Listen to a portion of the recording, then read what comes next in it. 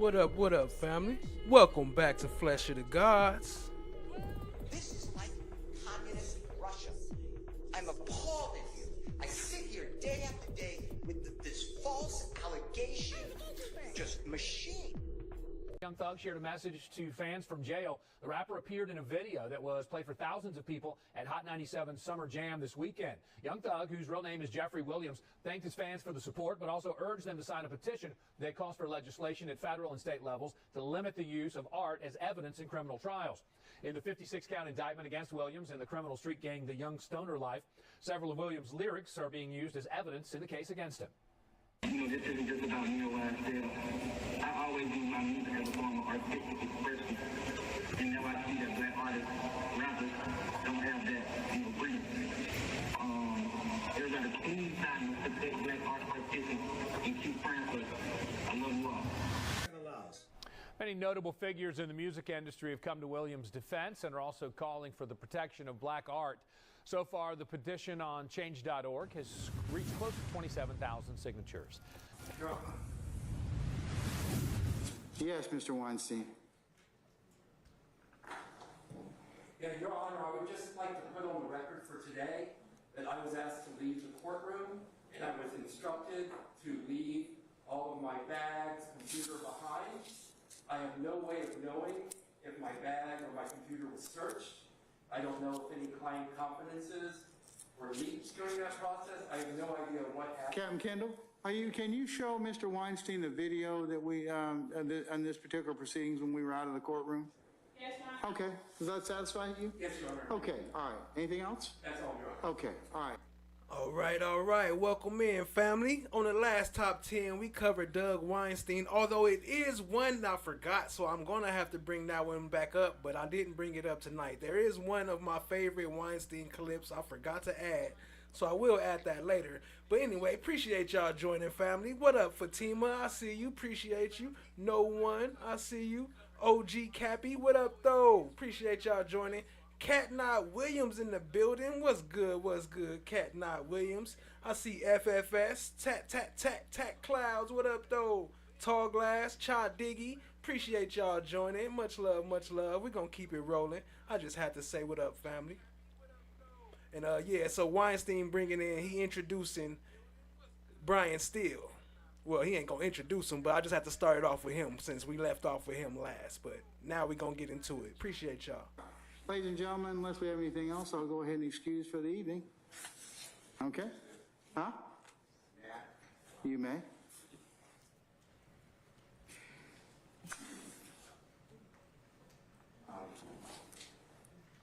John, I don't know if the record properly depicts what occurred, but We don't know what occurred. You're going to need to file a motion. I'd like to put this, though, Your Honor. Everybody stands when you come in courtroom or leave. We have respect for you. Mr. Williams is innocent. We came here to have a fair trial. And that's what you do. That's why we're going through this process that's taking months. And that's okay, because we're talking about something that could end people's lives. So it's worth it.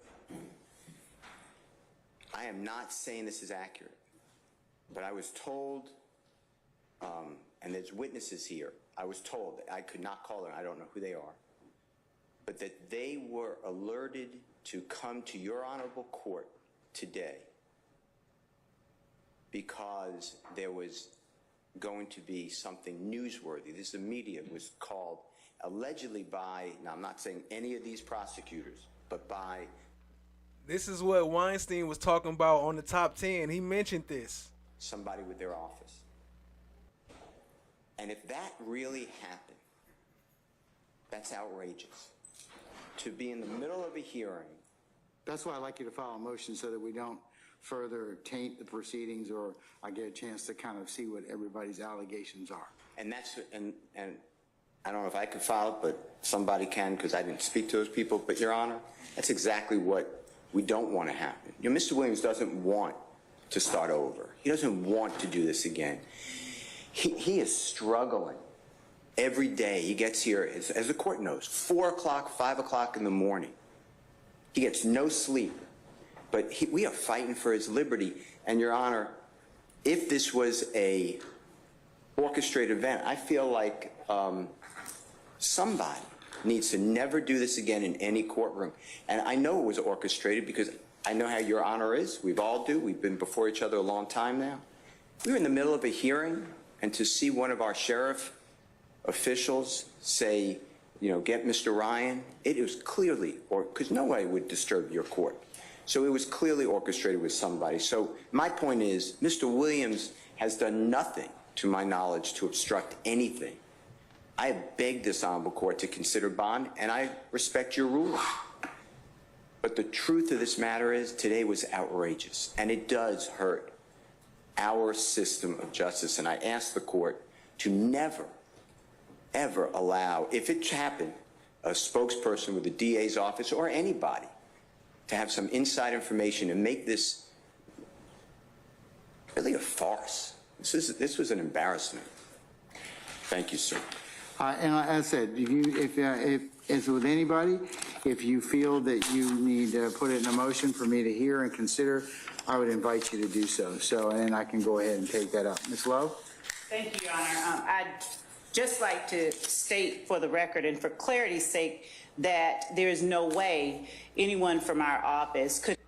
Anybody notice a pattern? How come every time she get up there, she trying to explain away her lie and make an excuse for them messing up? This was way back in 2023. Before trial even was official, I think.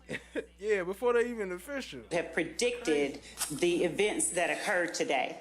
To suggest that it was orchestrated by our office would necessarily lead to a conclusion that the results of today's events somehow were known to people other than the defendants in this case. And that's not possible. The sheriff's office is doing their very best to ensure that this entire courtroom is safe and secure.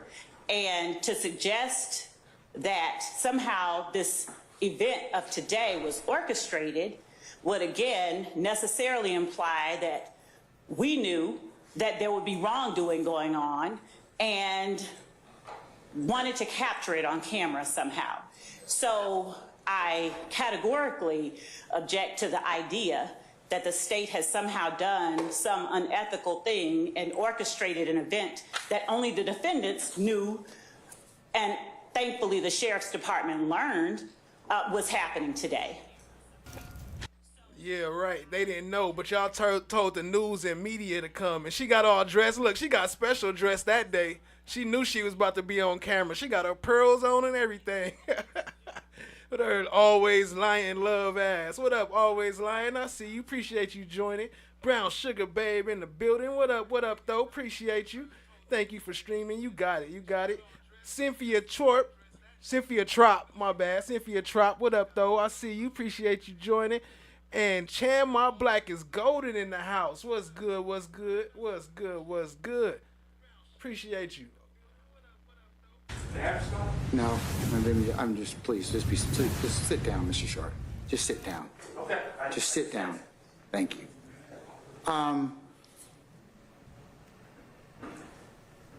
I've reiterated this time and time again about professionalism. I've tried cases in front of most all of you.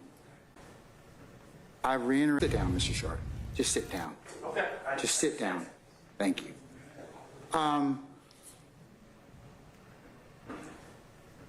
I've reiterated this time and time again about professionalism.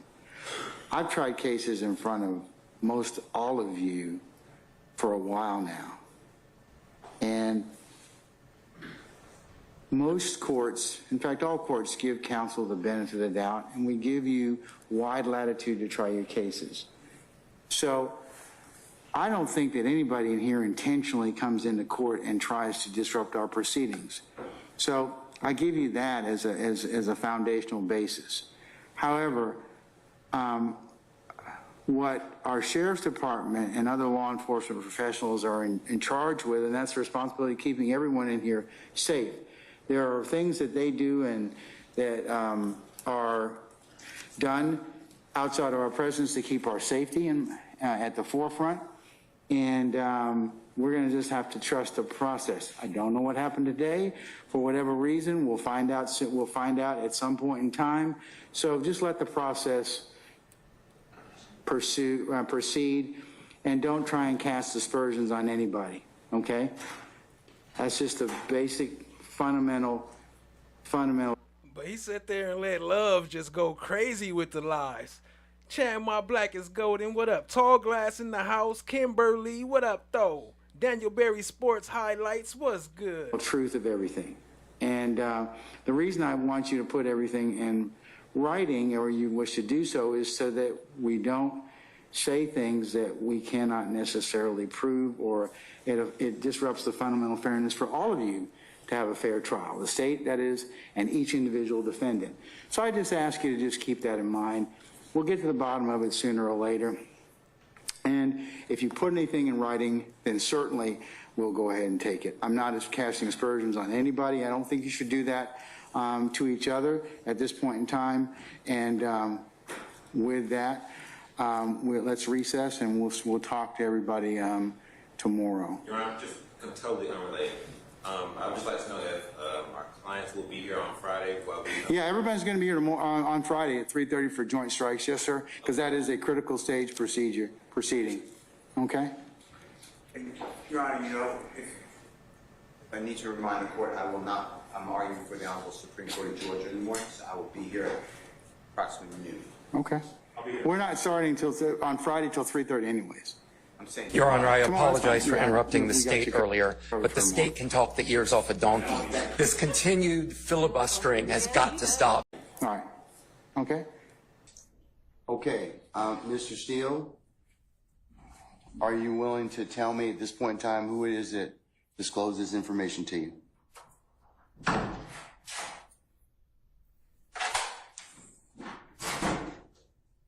Unbeknownst to me, Gactyl is here, but they're not being allowed into your courtroom. I presume they're outside. So I'll wait on them to come in. I'm asking you, sir, because the contempt is for you. It's not to the Georgia Association. Hold up. Chloe said, what the fuck is she wearing? Like half a school uniform with a UPS driver skirt? Hell nah. Y'all show some love to Chloe Albert's Revenge. She got her emoji now. Check her out. Look, the red dog and the red car. Got her own emoji now. Y'all shout out to Chloe Albert's Revenge. Appreciate the support, family. Drop her some slime, brothers. Of criminal defense lawyers. Well, I didn't call, but Okay, and that's... Let me just finish. Okay. Because you said to me that you figured out somebody told me this information, and you somehow said that it's privilege, which I can't imagine, or I eavesdropped. So to me, eavesdropping is a Title 16 crime. So they brought down lawyers.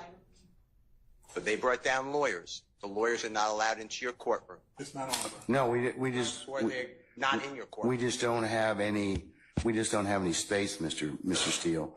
And plus, they're welcome to go to 8H. I mean, I told Sergeant Ingram that we can let in as many as we possibly can, that we'll fill up our benches at this point in time, that won't violate our security protocols, but that 8H is available. And 8H then has to have right to counsel, because they're here, and I'm not going to... Do you have an attorney that's here for you, sir? Sure.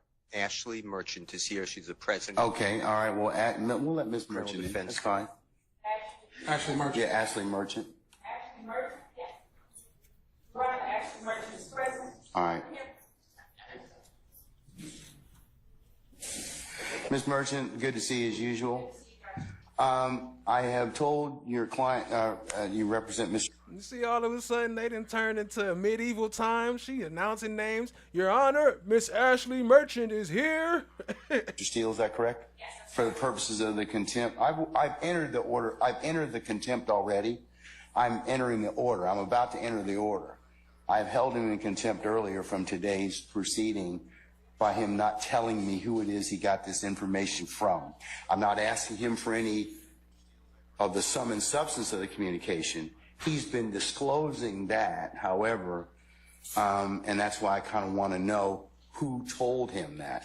So if he tells me who it is that disclosed that to him, he will be able to purge himself of that contempt, and he's done.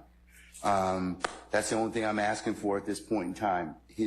If not, then as you well know, as a criminal contempt, there's no supersedeas bond, there's no appeal, and I'm going to put him in custody for this evening. And if he wishes to, which he can still purge if tonight Keith Adams emails me or you email me and tell me, well, it was X.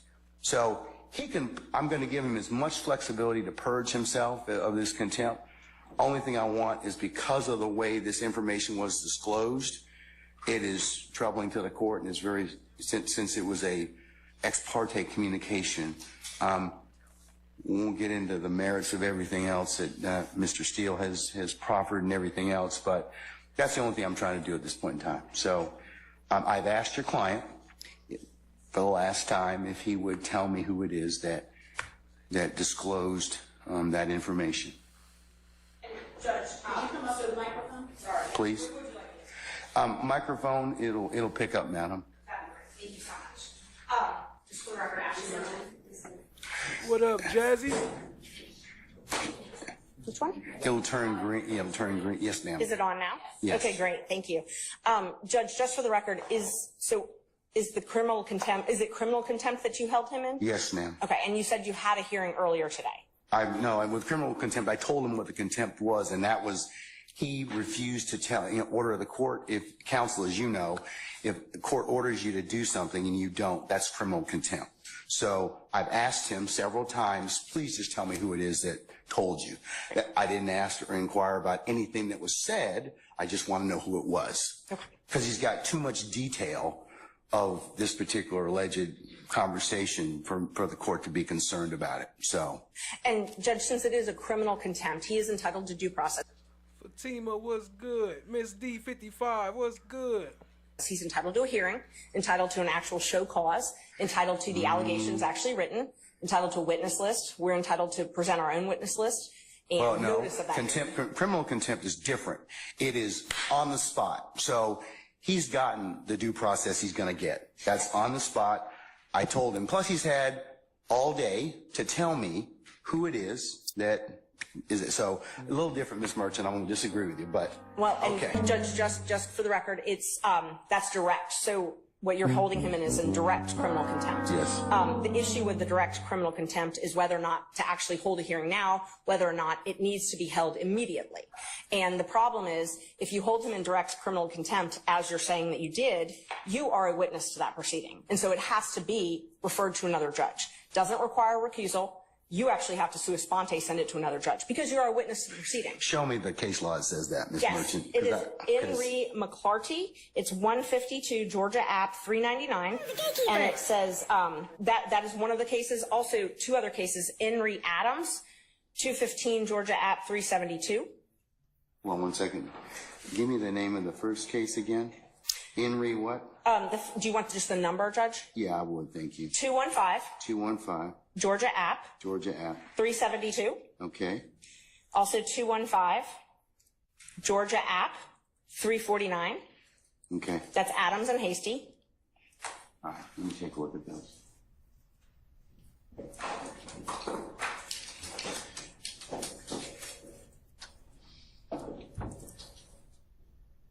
He was like, you got Ladies and anything gentlemen, newer? this is one of our breaks. I'm going to need to probably put it. He asked her if he got anything newer, then he pulled out a 1800s case. Ask you to retire to your headquarters at your deliberation room, and we'll call you back in just a minute, okay, when we finish up our business, all right?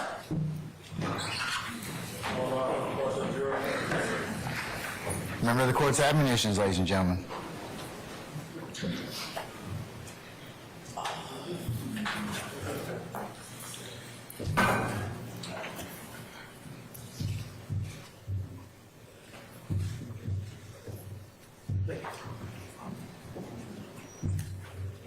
I'm gonna have to make the dog head bigger. You can't really see the head. I'm gonna have to make the head bigger.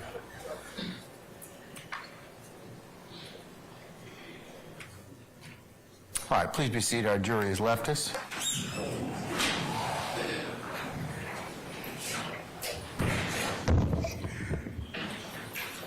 All right, Mr. Steele, what's your motion, sir? Hi guys, how is everybody? Good morning again, Your Honor. Your Honor, last week, 3 weeks ago, you ordered the parties to share all of their displays in opening statement to the others so we don't have to have these interruptions. I did that. The state shared with me 4 attachments. That's all they had. That's what I got. What you just saw on your screen, if you don't remember, I'll ask the state to put it up, and I asked for it to be marked as an exhibit, is what you already excluded. It states that Mr. Ryan was convicted of murder, and I represent the co-defendant who's not on trial on the appeal. How did that not get sent to me so I could bring it to this honorable court's attention, 1? And 2, how do we just violate court orders? So, yes, I have a serious motion for a mistrial because it's intentional misconduct. That's my motion. All right. And I'd like the screenshot to be captured for Mr. Weaver to put in the record. I'll admit it is next court exhibit in order of the state's presentation anyway. So, all right. So that'll be court 1 for purposes of the trial. So, go sub up to Queen Slime. Appreciate you. Miss Love, what's your response to Mr. Steele's assertion about Mr. Ryan?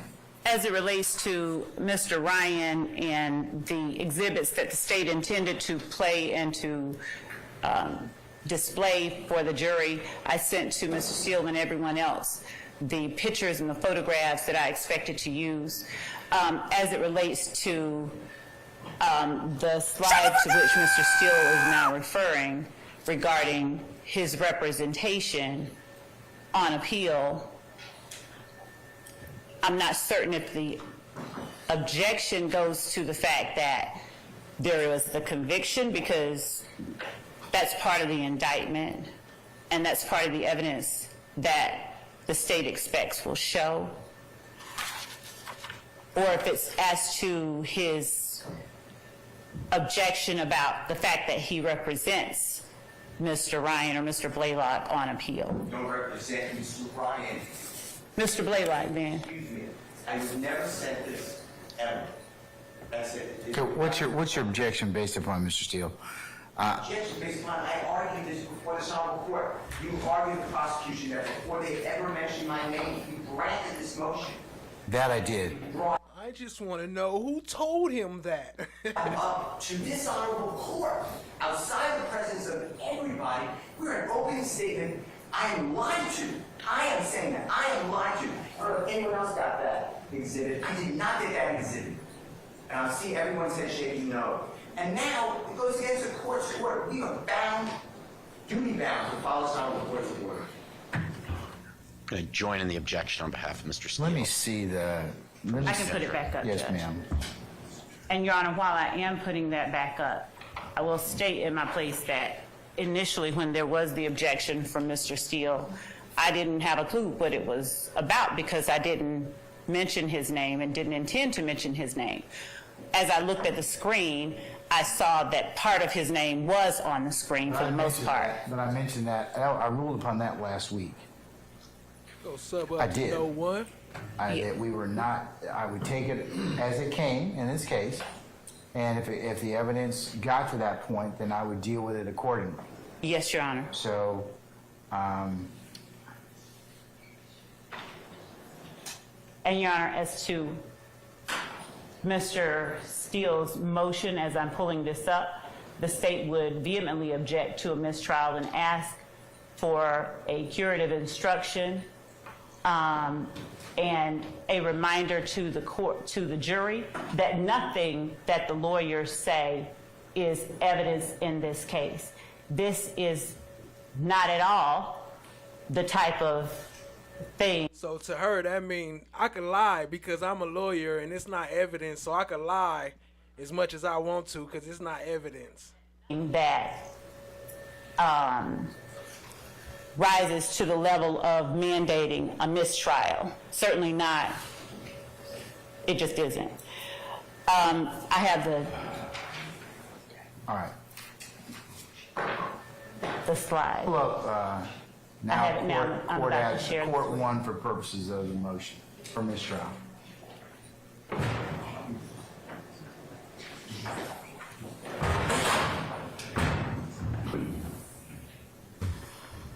Yeah, on slide 11 of 65, that I see where you have that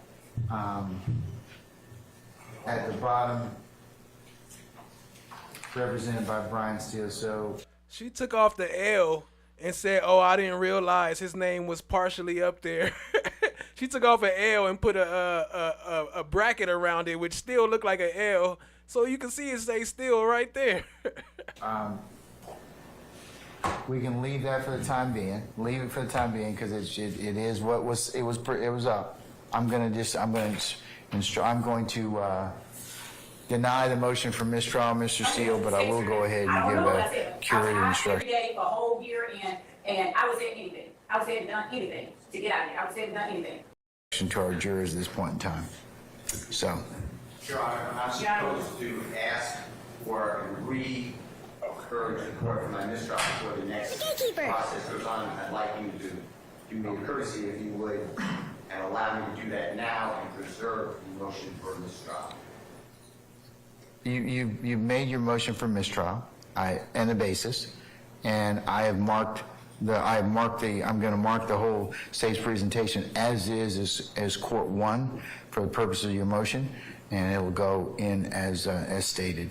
And I have two other issues I'd like the court to just take up. One is just remember, I know you ruled on it, but the state said earlier today that Mr. Williams is contacted through parties that they don't know to pay for other people's lawyers. So I think that couples with that exhibit. And number two, I'd like the court to now order prosecution to give me and anyone else who wants to see it. I need to see respectfully what you ordered last week, all of the displays of the state of Georgia that they have not given to us. So What do you mean by what displays are you talking about, Mr. Steele? I never saw that. I never saw the wolf. I never saw the indictment. You ordered I gave all my displays.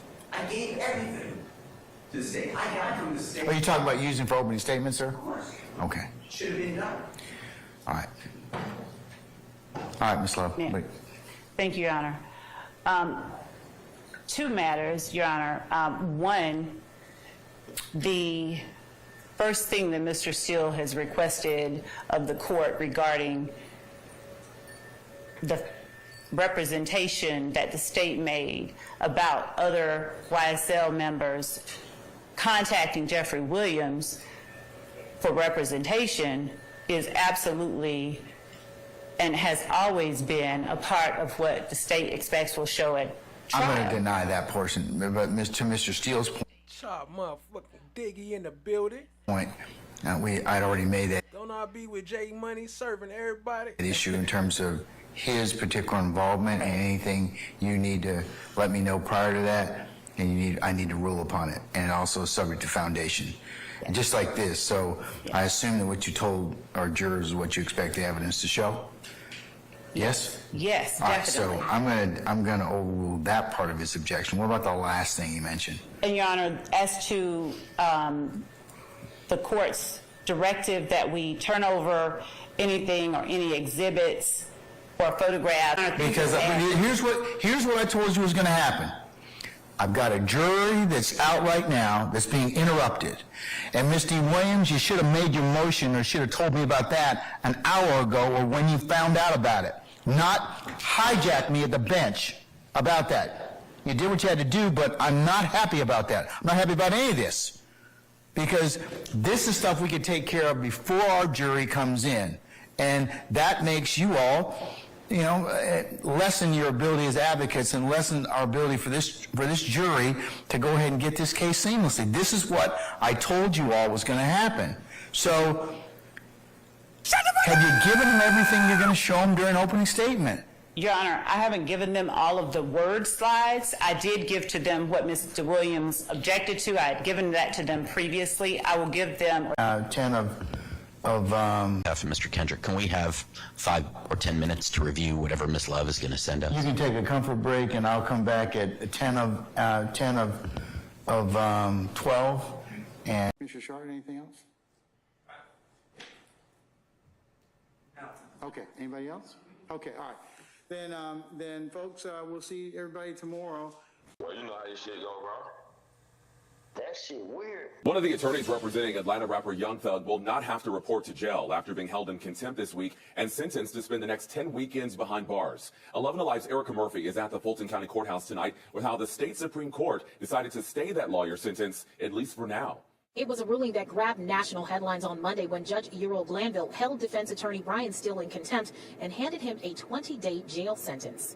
I tell you what, I'm going to give you 5 minutes. If you don't tell me who if you don't tell me who it is, I'm going to put you. I'm going to put you in contempt. At issue was Steele's refusal to share how he learned about a meeting between a witness, Glanville, and prosecutors. Last night, the state Supreme Court put Steele's sentence of 10 weekends behind bars on pause. Despite Steele avoiding jail time, we wanted to know if this courtroom drama is having an impact on the case and how attorneys on both sides do their job. Attorney Douglas Weinstein represents DeMonte Kendrick, one of the defendants in this case. He says that the judge's contempt ruling takes away from the bigger picture. What happened on Monday with Brian Steele is in some way a distraction from the bigger issue that Mr. Steele was trying to bring up in court that concerns all of us, which is this ex parte meeting, this meeting that was held with the prosecutors and with the judge and without our knowledge. So that is the point of concern that Brian was raising that day, and I would like to see that addressed. The state Supreme Court's order only puts Steele's sentence on hold until his appeal of Glanville's contempt ruling is resolved. Depending on the... Certainly not. It just isn't. That's a crazy line she said. It just isn't. It just isn't enough to bring a mistrial. What up, Chait Loves It? I see you. Appreciate you joining. Outcome, he could still serve jail time. Just ahead at 5, we'll hear about concerns over how witnesses in custody. I had to go myself, and luckily he's very loved in our community, and so many members of our team went down there and were there, and so we had a very strong showing of force, but it was definitely something I did not expect to happen. During my hearing, the judge is admitting that he had this ex parte communication, and it seems like that should be what everyone's focused on, not whether or not Brian is going to tell him who told him the judge had this ex parte. It just seemed like deflecting. You know, the judge was in trouble, got caught with having this ex parte hearing, and instead of admit to that and handle that, you know, when Brian brought it up, they're going to throw Brian in jail. It didn't make a lot of sense. But like you said, it's unheard of. These proceedings are supposed to be what we call adversary, where all the defense is there. The defendants, the defense lawyers are all supposed to be present. But instead, they chose to have this meeting without inviting any of the defense, without letting them know.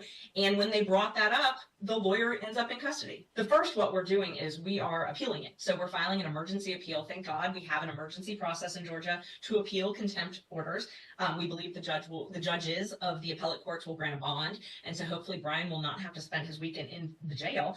The worst part, though, is this trial is continuing. And so imagine, you know, we don't just work during the hours you see us in court. When we're in court, we are regularly working.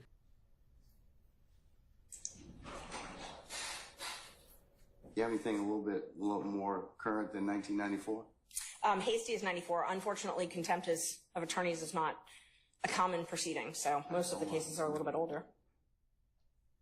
And Judge, I'm not the only one here.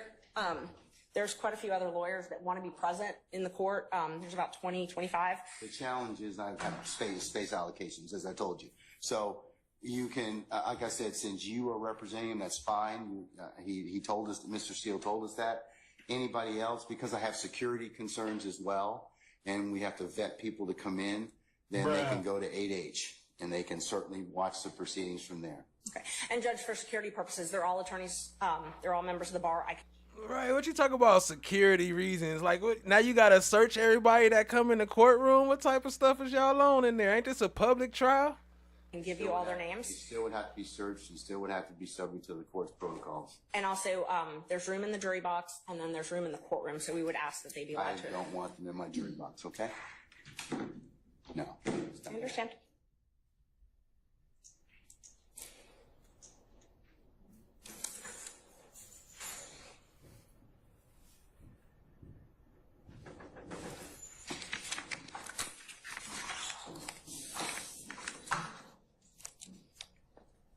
May one additional attorney come in, then Alex Susser.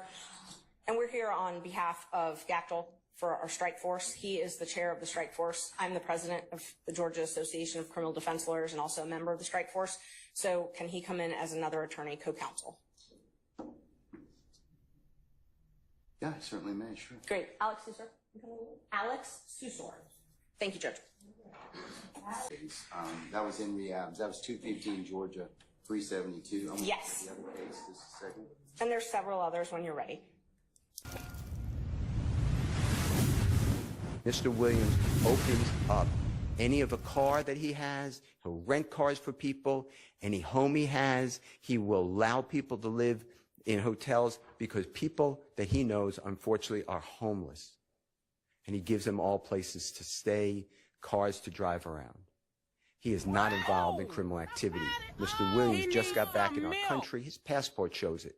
Right before he was arrested on May 9th of 2022, there were other people in that house with the drugs and the guns.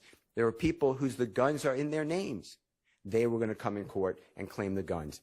Everybody else was doing as well, but Mr. Williams has entered a guilty plea. I'm not going back on that, but I just want you to know that this case is just wrong to do to somebody with no bond and to hold him hostage. He wants to, you may not do it. He's aware of that. He's aware of that. But the state offered him 15 years on probation. But they keep piling on these conditions. He just said, he made up his mind. He said, I'm just going to go with it. I got to get home. Judge may not let me home, but I'm not doing these conditions and admit that I'm the leader and I'm involved in the killing and my music just promoted everybody to do it. He's not going to do that. So he did not do that. And that's how we wound up here. The state, the night of the killing, people came to Mr. Williams' home. The state tells the court, he said, lay low. What they don't tell you is right after that, he gave money to Mr. Sledge, who said, they're going to kill me. They think I did it. And Mr. Williams said, if you had anything to do with it, I don't want to be with you. And Mr. Sledge said, I just need a hotel room with my children and my bride or my significant other to get to. And Mr. Williams said, be safe, lay low. That's the lay low. In addition to that, Mr. Williams told Mr. Copeland's with the police. Hours after the killing of Mr. Donovan Thomas, Mr. Copeland goes to the police department. Mr. Williams is the person who told him to go. Mr. Copeland said, what do I do? They're shooting at my house, at my family's house, at my significant other's mother's house. And Mr. Williams said, if you had anything to do with the murder, get out of here. Mr. Copeland denied it. And Mr. Williams said, then go tell the police. Mr. Copeland said, you want me to go to the police? And Mr. Williams said, if you had nothing to do with it, they think you did it. Go to the police. In addition to that, Mr. Copeland said, well, I'm going to retaliate. Mr. Williams told him, don't do that. Let 12 handle. That's on recordings. That is on recordings. He said, let 12 handle it. What up, Prentice Jones? See you, family. Appreciate you joining. Recordings on January 11th of 2015 with Detective Thorpe. Your Honor, as far as Dwayne Carter, a performer known as Lil Wayne, Mr. Williams had no conflict with him. They are friends. We were presenting evidence that right before this shooting of the tour bus is April 26th of 2015. Mr. Williams is performing in New Orleans area. And that's the area where it's Holly Grove, where Mr. Carter, or Lil Wayne, the performer known as Lil Wayne, comes from. And in order to drum up popularity and interest, people get on the internet and they start what's called rap battles, arguments, feuds. That's what happened here, and you would have heard testimony from Mr. Williams' management that they said, start a rap battle. It'll be better for your career. Mr. Dwayne Carter is aware of that. Mr. Dwayne Carter is interviewed. The state's aware of this. He has interviews after this. Are you mad? What's the real deal with Jeffrey Williams? He states, no. He's great with me. He brought popularity to me. He loves me. He idolizes me, and I love working with him. They did an album together. In 2014, they're in the studio together, making music together. It is all made up that Mr. Williams is involved. Mr. Williams gives a statement. The state refuses to put it in and then stop Berta S. was good. me, the previous judge, from cross-examining the detective. His name is Racy. He met with Mr. Williams in the DeKalb County Jail on the 15th day of July 2015. Mr. Williams is arrested that day. And there's a long interview. And Mr. Williams waives his right to counsel. He tells them, I'm his lawyer. They say, you don't want to speak to us? You don't have to. He said, well, I'll speak with you. And they asked Mr. Williams these questions. What about Lil Wayne's shooting? He said, it was outrageous. I love him. That's my idol. I love Lil Wayne. How about this battle? He says it's promotion. They asked him about his rap lyrics. It's the only person that the state ever did anything about rap lyrics with. And they asked Mr. Williams, what about the rap lyrics? And he tells them, it's hyperbole. He didn't use that word. He used the word, it's made up. It's rhyming. It's made up. Not like the state is saying that I rap lyrics for real. That's not even Mr. Williams' utterance. Your Honor, the point I'm trying to make to you is what the state of Georgia has presented to this jury in this courtroom the past year has been full of untruths. And they know it. The state says that Mr. Williams had a conflict because he named an album with Dwayne Carter, and Dwayne Carter didn't like that. Dwayne Carter's interviewed. He said, that was one of the nicest things anyone could have done to me. It shows how much he really appreciates me. It shows respect and honor, and I appreciate what he did. The state knows this. With regards to YP Com Chick, what up though? Appreciate you joining. Jimmy Winfrey. What the state did is they put in a recording. It's not Mr. Williams. It's a jail recording, Mr. Winfrey and an unknown person. And an unknown person says, when you get out, you're going to get a Porsche and $250,000. Mr. Williams not privy to that. The state looked at all of Mr. Williams' bank records, everything. They undressed him financially. There's zero evidence Mr. Williams did anything for Mr. Winfrey. The state tells you that Mr. Winfrey asked for money for a lawyer. The conversation was, and it's recorded, it was with Mr. Williams' manager. And Jimmy Winfrey said, I need to show that I was gainfully employed for the court. Can you get me something from YSL? And the manager said, yeah, if we have it, and if it's true, yes, you can have it. That is it. There's no evidence that Mr. Williams paid for anybody's lawyer, Mr. Winfrey or otherwise. In addition to that, Your Honor, the social media postings with Mr. Rashawn Bennett, also known as YFN Lucy. So Mr. Williams, the state tells Mr. Bennett on social media, I would have killed you if I didn't like the way you take care of your mother and children. That is the post.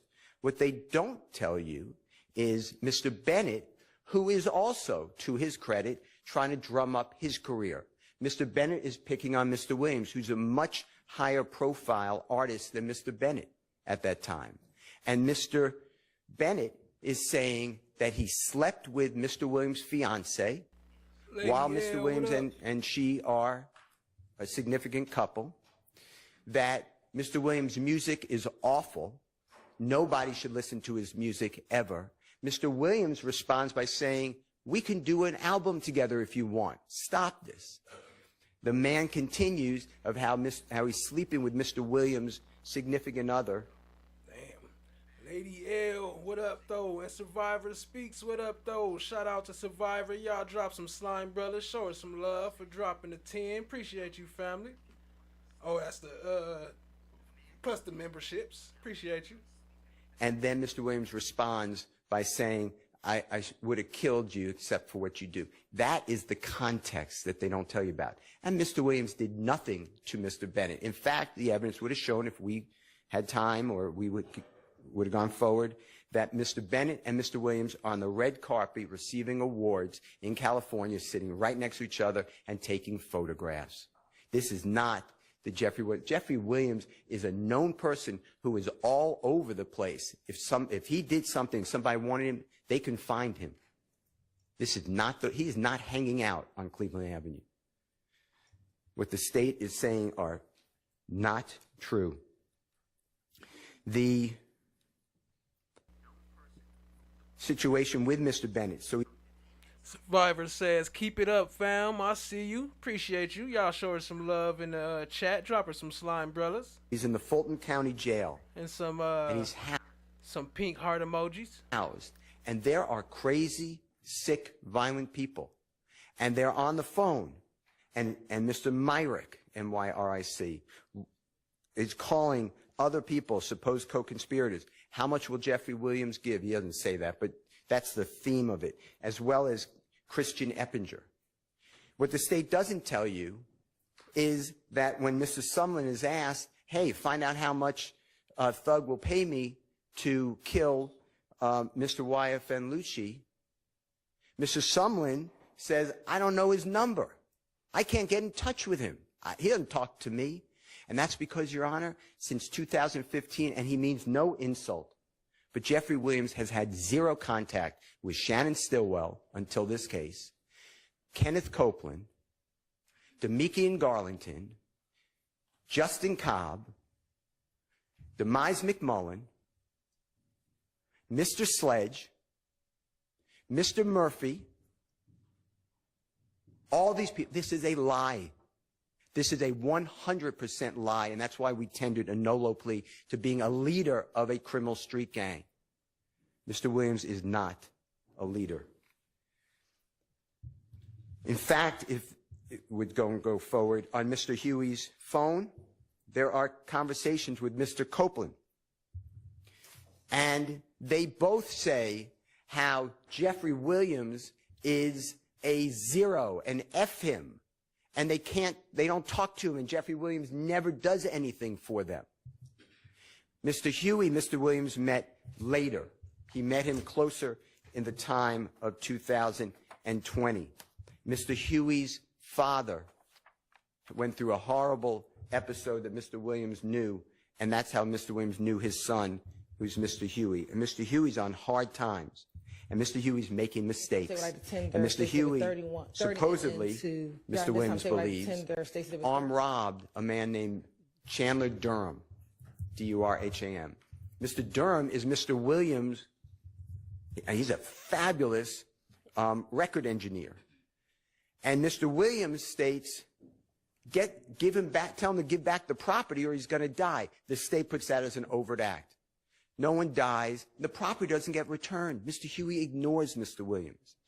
The state told you today that Jeffrey Williams sent Mr. Huey a posting that Mr. YFN Lucci is going to be performing on January 19, 2020. That's not true. Mr. Huey sent that to whoever phone that was. And all it says is slat and slatty. Well, I went out to the places that Mr. Bennett was supposed to perform. There's no shooting. There was no fight. There was nothing to report. There's nothing here. In addition, the state says same thing on September. Now open pop-up shop. Vivarito burritos. Get them while they hot. Only $3.99 with a $40 tariff. Get yours today. September 2nd, 2022 on Mr. Huey's phone. I'm not conceding that was Jeffrey Williams even having a conversation with him, but even if it was, it doesn't show anything. It says, slatty, lay low. Lay low means don't do anything. Get out of the way. That is what it is. That is Mr. Williams' role. Mr. Williams, there is evidence in the record, and there would have been more. He takes people on tour with him. He takes people in the mall with him. But when they do crime or do things to people, for instance, there was a prostitute, and several people gave that prostitute money, $500. And the prostitute, at the end of the $500, getting $500 from several people, had sex with a person, and then she was armed robbed. So all the money came back. Mr. Williams wasn't involved in that, but he heard about it. He made those people find the prostitute and repaid her every dime. People stole from stores that Mr. Williams found about. He went to the stores and he repaid all that. He didn't steal anything. He doesn't need to steal anything. Your Honor, Mr. Williams stands with Elton John. Elton John called Mr. Williams the next coming of John Lennon. Mr. Williams is unbelievable talent. He's not just a rap artist. In fact, when he's interviewed in 2017, he gives a statement and he says, I had to learn rap. He grew up in a house learning other forms of music. He likes all music. But rap hit in his community. And his community raised him. They supported him. They came out to him. They made him get into establishments. And once the establishment saw all the people come out, he got more establishments. And then he went out of that little area in Atlanta to other parts of Georgia and then to all the neighboring states. He's entitled to it and he wants it. The point I'm trying to make is 45 years to serve 25 years in prison when just this morning it was a probationary offer. It was a probationary offer. The state knows, but they want to control. They have this theory of music, and they want to stop Mr. Williams from making music, from entertaining, just stop his life. That's just not right. And it's wrong of the district attorney in Fulton County to do that. If they offer probation, then he's not a 45 to serve. What up, I'm her. Say, I love YSL, but Brian is fabricating a lot about the alleged beef with Lil Wayne. 25 years in custody type of person, and he's certainly not the person that the state has stated in front of the court. What we're asking, Your Honor, on count one, which is the RICO count, to accept the nolo contendere plea. Please sentence Mr. Williams to 20 years to serve 5 years in prison commuted to time served. Mr. Williams has served, as I said, 22.5 years. On count 56, Your Honor, that's the leadership of a gang, nolo plea, 20 years to serve 5 years commuted to time served. Marijuana with intent to distribute, concurrent with count one, commuted to time served. Mr. Williams will be in his home or other persons who are lawfully carrying a firearm with a license. He's going to do this anyway, Your Honor, but we made it part of the sentence. And to the Fulton County, within 1 mile of the... I see Ms. Love shaking her head, and I think it's fair to establish that until the entirety of the negotiations were agreed to, it was all up in the air. Sure. That may have been something y'all had already hammered out, but it wasn't. It's not anything they're bound to. Absolutely. Fair. Okay. I agree with that. Mr. Williams can have no contact with any of the supposed victims, and there was an Exhibit A attached to the state's proposed plea agreement, negotiated plea agreement that was sent to you, so we had... All right, Survivor, appreciate you. ...adopt that Exhibit A, but any other conditions that this honorable court deems appropriate. I want to thank the court for all your time, always. I want to thank Ms. Persifield for everything she has done. I want to thank Mr. Williams for allowing me to stand with him. I really never thought we would be here, but this is his decision. I want to thank the Honorable Keith Adams, who may want to speak, Your Honor, but I can never imagine a better lawyer than Keith Adams. Brian Steele has filed a motion to recuse Judge Glanville from the YSL RICO trial. All right, shout out Thugger Daily for tweeting out this full document, but here we go. Motion to disqualify recuse Judge Glanville from all further dealings in the above referenced case. The motion for mistrial, which was goaded by the improper conduct committed in concert by the court and prosecution. On Monday, 5 days of filing this timely motion, this court, along with the prosecutors, engaged in an unlawful, improper, ex parte meeting with, among other persons, a sworn witness, Tim Copeland, for whom an order of use of immunity had been issued on Friday. Y'all could go vote for Cuff Boys right now, as well as Cat Not Williams too. Y'all could go to the post tab and vote for them. If y'all think they got the best trial coverage, y'all let us know. Polls is still running.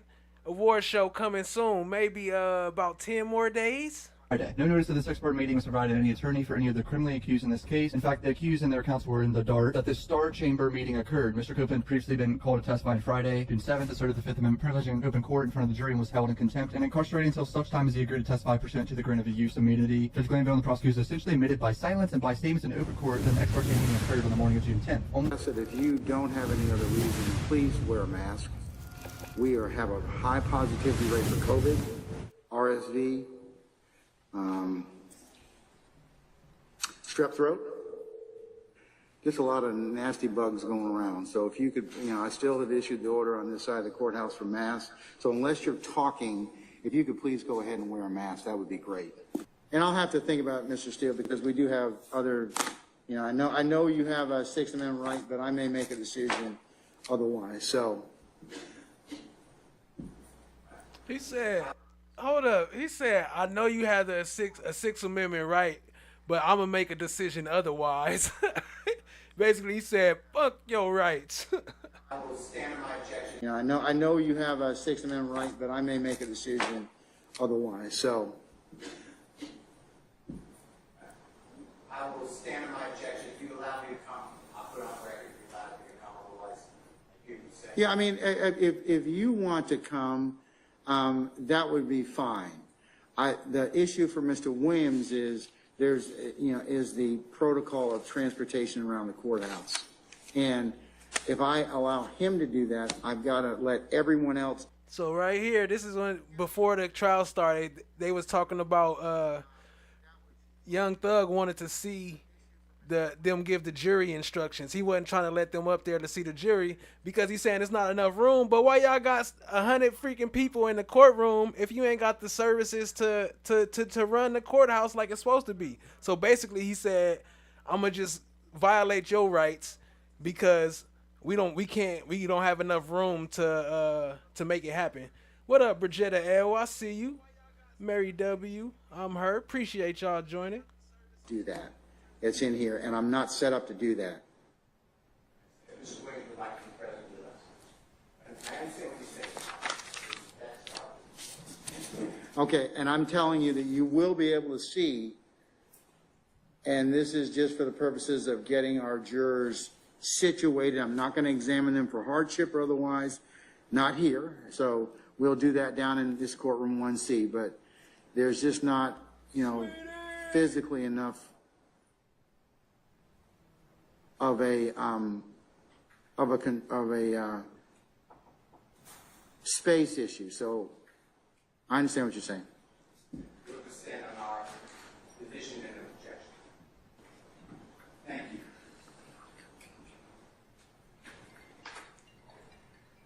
I know that we're under Mr. Harvey's prior joining the objection, but one thing. Okay.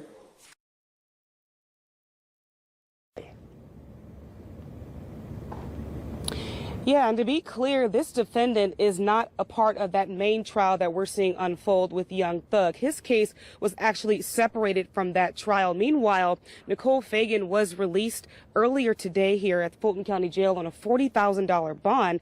But we spoke with an attorney who is close to this case, and he says the charges should not stick.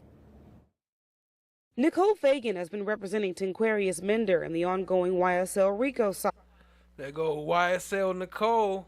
So allegedly, according to Kat, we might be seeing her pretty soon. We might be seeing her again. Shout out to YSL Nicole.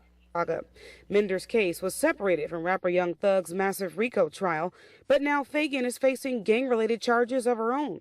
It just goes to show that they want to throw a gang count at anything. This all stemming from a deadly shooting back in 2022, where Atlanta police say Fagan called one of the suspects in that shooting and told him police were coming to arrest him and he needed to get rid of his phone. Police say Fagan was not representing the suspect at the time, but now she's charged with participation in criminal street gang activity and solicitation to tamper with evidence. That does not amount to criminal street gang activity. What kind of ridiculous charge is that? Serene de Chada Jimenez has worked on the YSL case. He says if this is proven to be true, the most she should get is an ethical violation. Maybe I'm absolutely wrong, and they have clear evidence that she is a gangbanger. She has been a member of this criminal street gang. She posts pictures and signs and uses the words. I highly doubt you're going to find any of that evidence.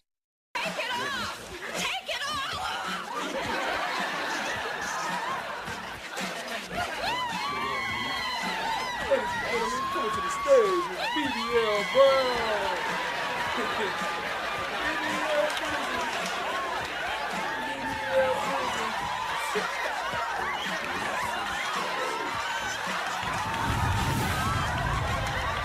No differences in lyrics. Prosecution introduced lyrics out of context on redirect under the rule of completeness and under truthfulness to this jury. I would like to do what you already ruled and play the song. And I don't even understand how we're at 24-6-613 prior consistent statement. That's not even close. I mean, we're talking about, you're saying, okay, it's snowing, and we're talking about, well, let's go, so since it's snowing, let's get our pails and shovels and dig up the sand. I mean, this is crazy, their arguments. So I didn't bring this up. Okay. No intention of playing it. Mr. Steele, I do understand that. I really do.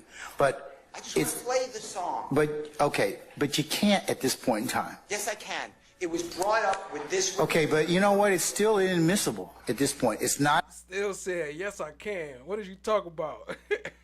and then the judge just blocking it like it's like he working with the prosecutors. Oh, he is. That's why. Not admissible but you can't at this point in time. Yes, I can. It was brought up with this. Okay, but you know what? It's still inadmissible at this point. It's not admissible at this point.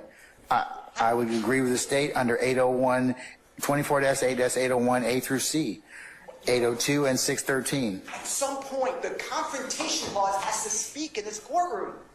The state of Georgia asked and leveled lyrics words made by Mr. Williams.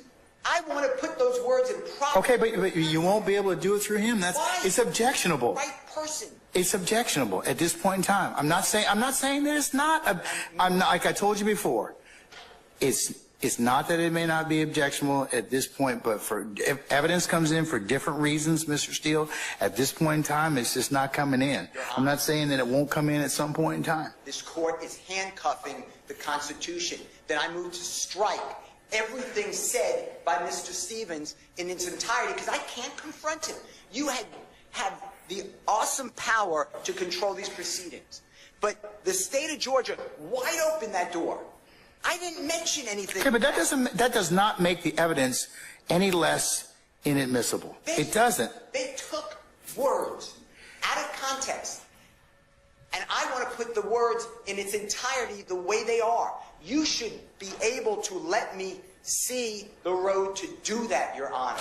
I just can't let you do it right now, Mr. Steele. It's because the state's objected to it, and I agree with them under 801 A through C. Well, they're wrong.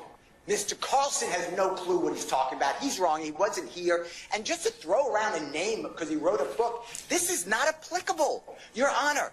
The state of Georgia said this is what Mr. Williams said. I'm saying actually what he said was this, and I'm putting in the completion of the story. You know what this song is about? It's about coming from nothing. It's about telling your kids, not that you're riding around with a body, it's about telling your kids, if you live under the circumstances that a gentleman like Mr. Williams did, you may have to kill somebody because they're going to kill you. It's self-defense. The state of Georgia wrapped all that up in little lyrics and misconstrued what they are. I have every right, I need to put this in. And it's not good enough to say later, Judge, this trial, and I have no clue, I've never been in a case like this. This trial may go on till Super Bowl next year. I don't want to do it in 7 months. It is right now, and I should have the authority to do it, Your Honor. You know, I'm doing everything that I know to be upfront, I give everything I don't have to give. I give everybody a heads up, and it gets spun around.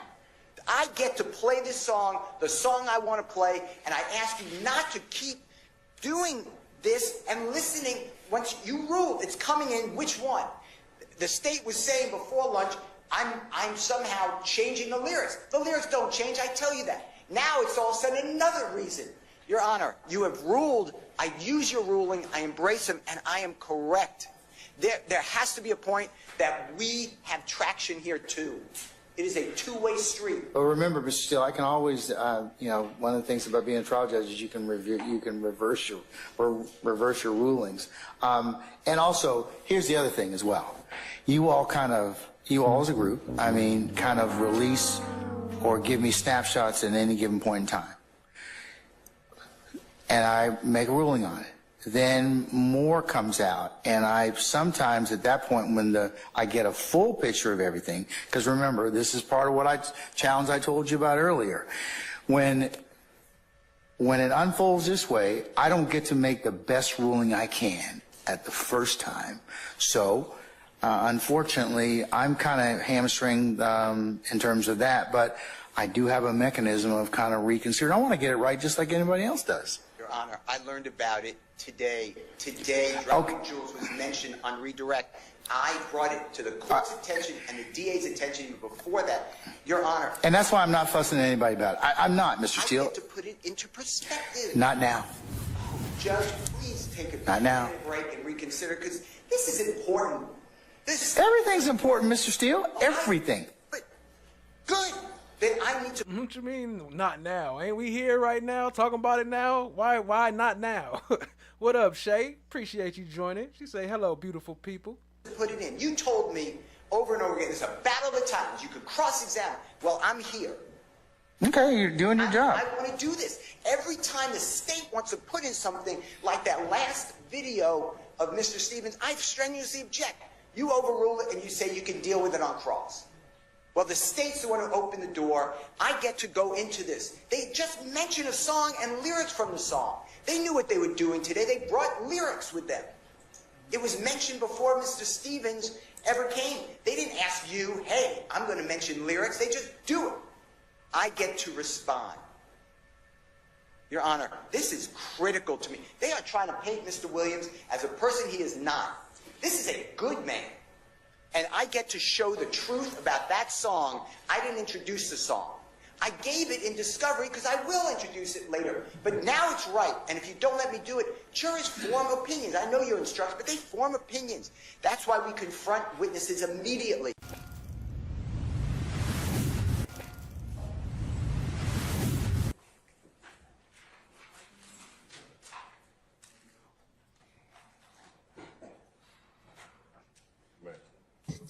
This is the second time that this honorable court in front of the jury has addressed me inappropriately and wrongly. Second time. The first time I gave the state discovery of a song from a Super Bowl. Weeks before, there was an objection. You assumed that I didn't give it to the state. I didn't want to embarrass the court. So you were yelling at me and saying, do you understand me? Do you understand me? And instead of saying, do you understand that you're wrong? I sat here and I said, yes, Your Honor. That was to protect the integrity of this courtroom and the court. Now you say in front of the jury how unprepared I am. I am not unprepared for anything. Okay, I have Mr. no. Steele, I need to make Mr. a Steele, record. wait, Your Honor, Mr. Steele, wait a second. Record. When you keep delaying, okay, and that's what's happening to the court. You keep delaying and elongating and pushing out these particular our ability to present a seamless case in front of the jury. That's my purview as a judge. And I've asked you a number of times, you and your colleagues on both sides, to go ahead and listen to whatever it is you need to do, prepare me as needed. Now, I asked you those two particular questions because if they turned over the audio to you in discovery and you've listened to them already, then you either have an objection or you don't have an objection. And I was trying to solicit from you whether or not we could just go ahead and just hear it. So you can imagine my frustration because all these little delays just elongate out our presentation in front of the jury. That's for your benefit, not for mine, Your Honor. So that's why I've told you all at various times during this particular case. It's not because I want to embarrass you, Mr. Steele. It's just that I'm trying to kind of keep this thing presented in a way that the jury can listen to it. And the court is wrong. What happened was, let me finish, and I'm making this for the record. What happened is, and I don't get embarrassed by you, but I don't want to embarrass you. I made an objection that some of these jail calls have a third party who will not testify. I objected to hearsay. The state said it explains the effect Okay, which call? Which call? These calls, as you... Okay, well then why aren't we taking them up beforehand? The state just said, just now, these are the 3 additional calls that they want to introduce. Okay, all right, well, then here's your response. I'm going to give you an acceptable response. Well, I'm going to make my motion. Huh? I need to make my motion. Judge, there's more to this than we need to listen to these calls. Right. Then I would have no, you didn't say that though. So I wouldn't have had that opportunity. But that's why I keep telling you this, okay? I mean, like I told you, forewarned judge, a happy judge. All right, so had you just told me up front, Judge, we have not had the opportunity to listen to all of those calls. We've only been able to listen to 2. I want to listen to the other ones. And I've listened to the calls. I know. I don't know what the third one they're trying to do. Okay, well, listen, let me just finish. So you presuppose I don't know what the calls are. Well, I don't know what the third call is because Ms. Hilton, who's professional, said, I'll take a break and I'll let you know what it is. But the other 2 calls are the baseball game and at a chicken, they're discussing chicken wings. Or chicken. I understand those calls. There's issues in those calls that you need to address. But I politely make an objection and say, Your Honor, based upon what you told me, which is what you told me, we'll take it up later. I wanted to raise it. You tell in front of the jury how unprepared I am. And let me tell you something. I am not unprepared. I don't appreciate the court telling me that. And you don't, and I asked you, tell the jurors that you were wrong when you admonished me last time. You said you wouldn't do that. This is the second time. And you know what it does to me? I don't care. I'm hurt because you're a court, but I really don't care. But what does it do to Mr. Williams? Mr. Steele, I'm not trying to personally insult you or hurt your feelings, okay? You are a grown professional advocate. I am a grown professional jurist. And people say things to me that border on the lines of I could take action or not. You have certainly said some of those things to me during the trial of this case. I have let them go. So, sir, that's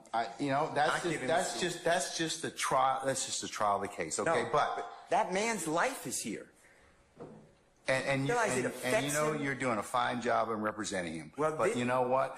That's just the way we are right now. But the crux of the issue is, Mr. Steele, and the representatives from the state and everybody else.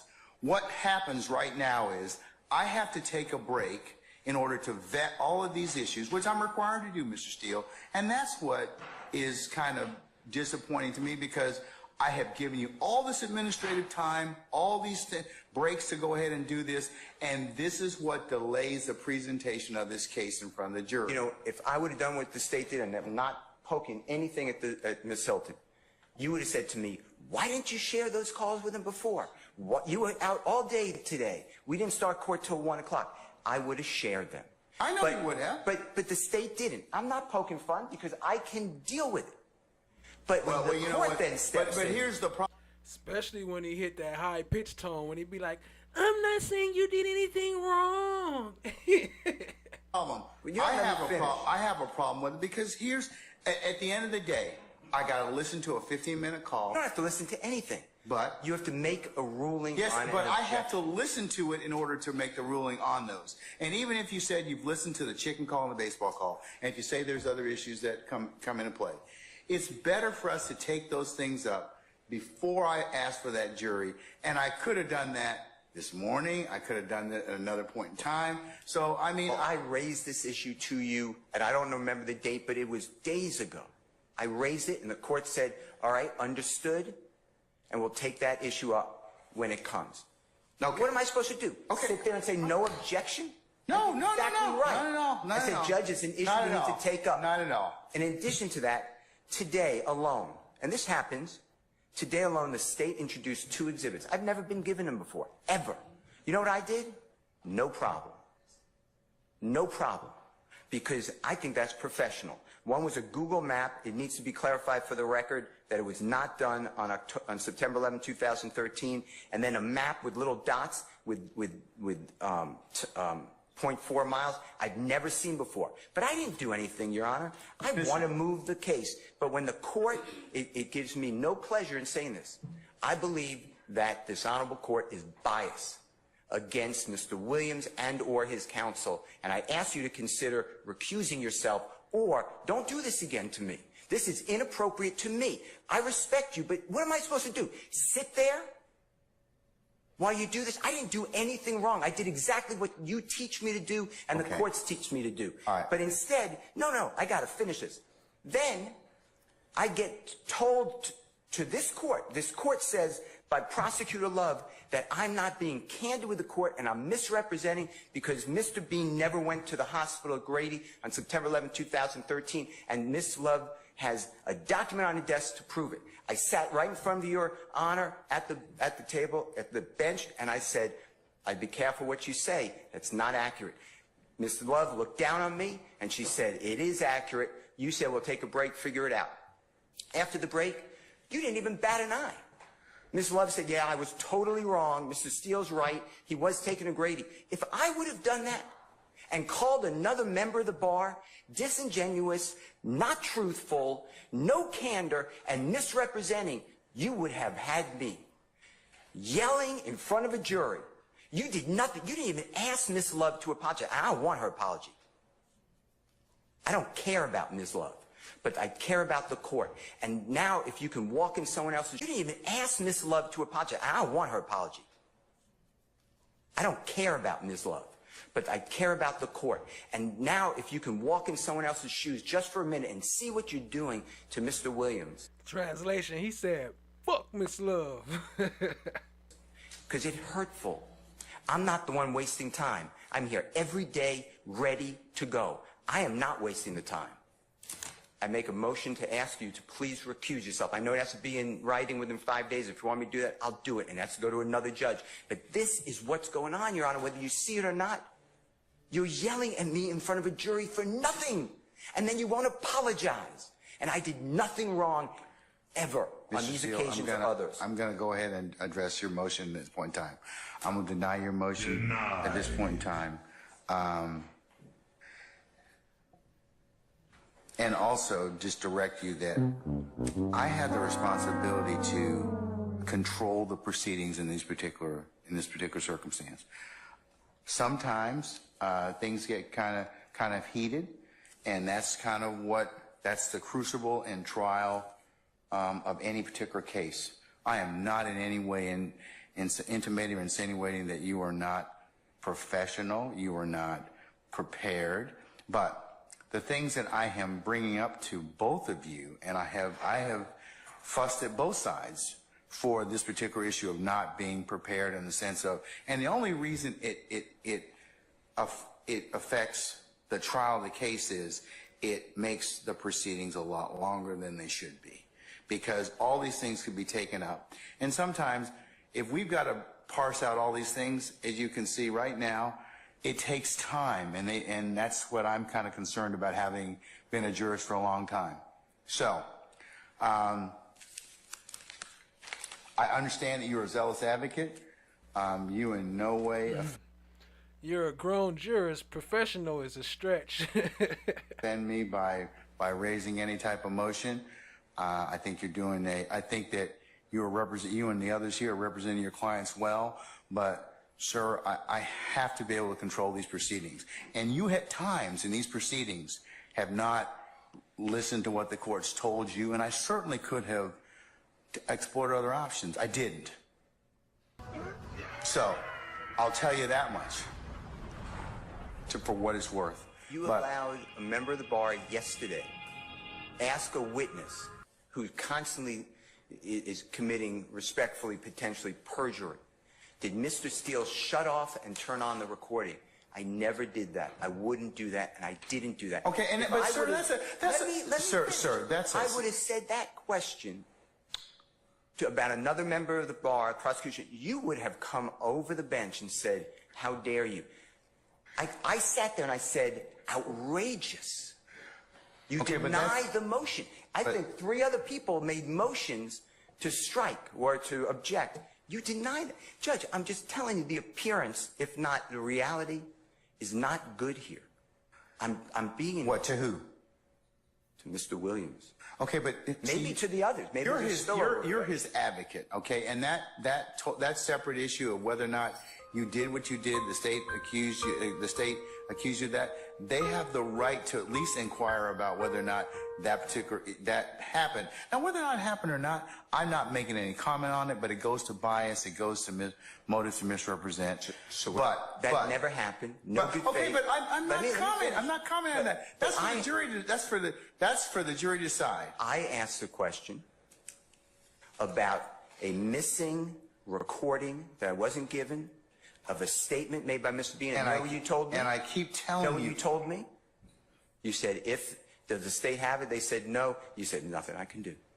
I tried to cross-sign. You sustained an objection. Because it doesn't exist at this point in time. Now, if it exists at some point, I told you I'd say it. 1, I tell you, I apologize to you. And then 2, I'll take corrective action against the party or the entity that failed to give you that particular statement. But the point is, everyone knows he spoke to the detective beforehand. No, we don't. That's the whole thing about it. You believe it. You honestly believe it, and that's true. On September 17th, 2013, I'm recording. Mr. Bean tells that to Detective Quinn.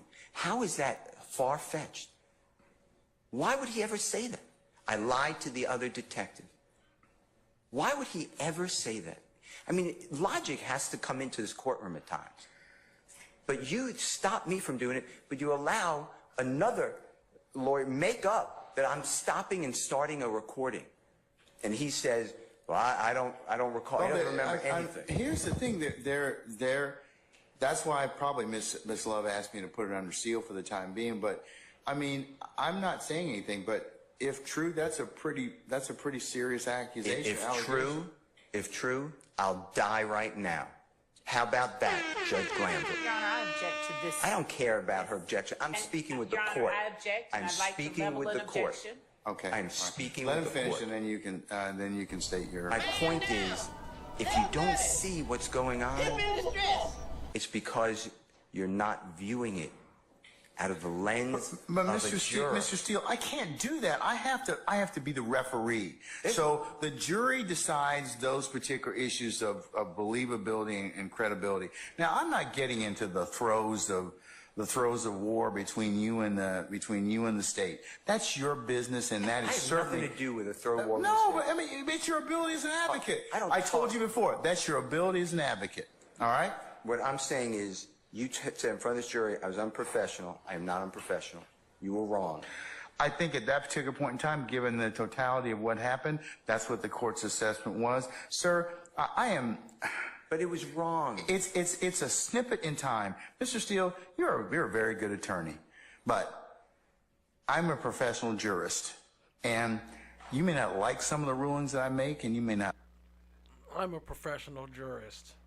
Like the way that the trial is going at a particular point in time. That's for all advocates. Ms. Love and her colleagues, I've told them the same thing. But I think that my job as the referee is to give you a fair trial, and that's what I'm going to do. Well, I hope that's true. But you just told the jury I'm unprepared. And I am prepared. I don't understand why you would say that. Both of you... and I'll level this against the state. Both of you, that's being unprepared, because that I have to then listen to this to rule on it. I understand, but I'm the only one that the jurors here, the court, take ire with. Ever, without an apology, without. Oh, I think I've taken Miss Love and Miss Hilton and her colleagues to task many times. No, I've heard you yell.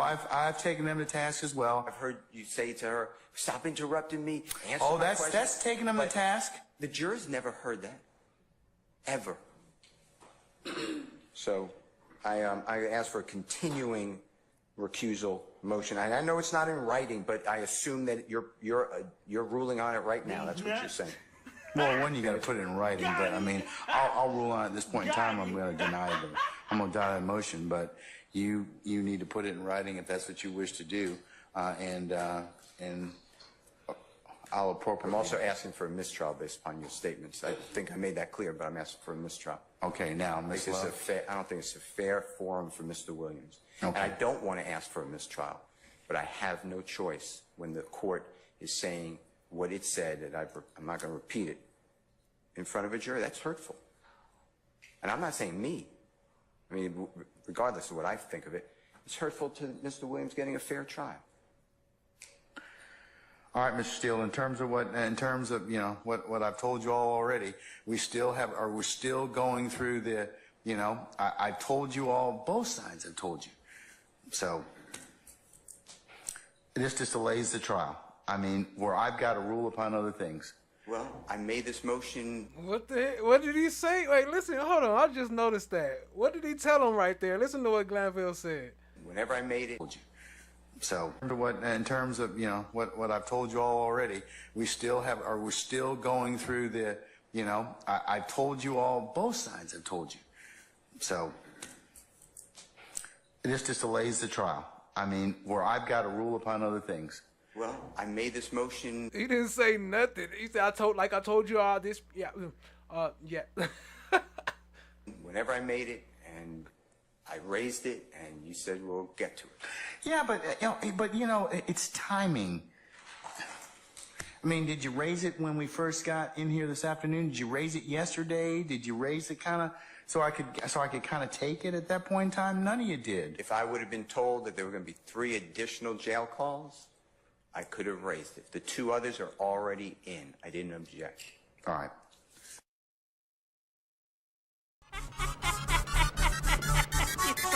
Peace to the family. Welcome to Flesh of the Gods. So you want to get your hands on some slime coins? No problem. Just jump into the chat, drop a message, and boom, you'll be gifted your first points. Now, if you want to see how many you've got, just type !slime coins in the chat, one word, no spaces, and you'll see your balance pop up in the chat. And when you're ready to redeem them, look up at the top of the screen for command prompts. The commands on the top left will alter the stream.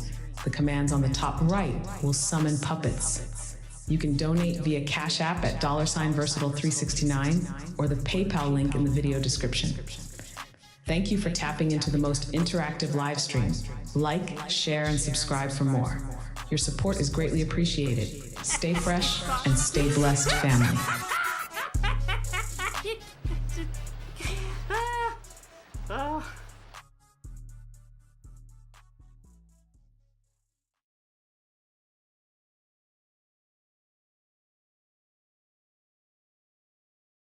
On that method, which I don't necessarily agree with. I just think we need to clean up those 2 small areas.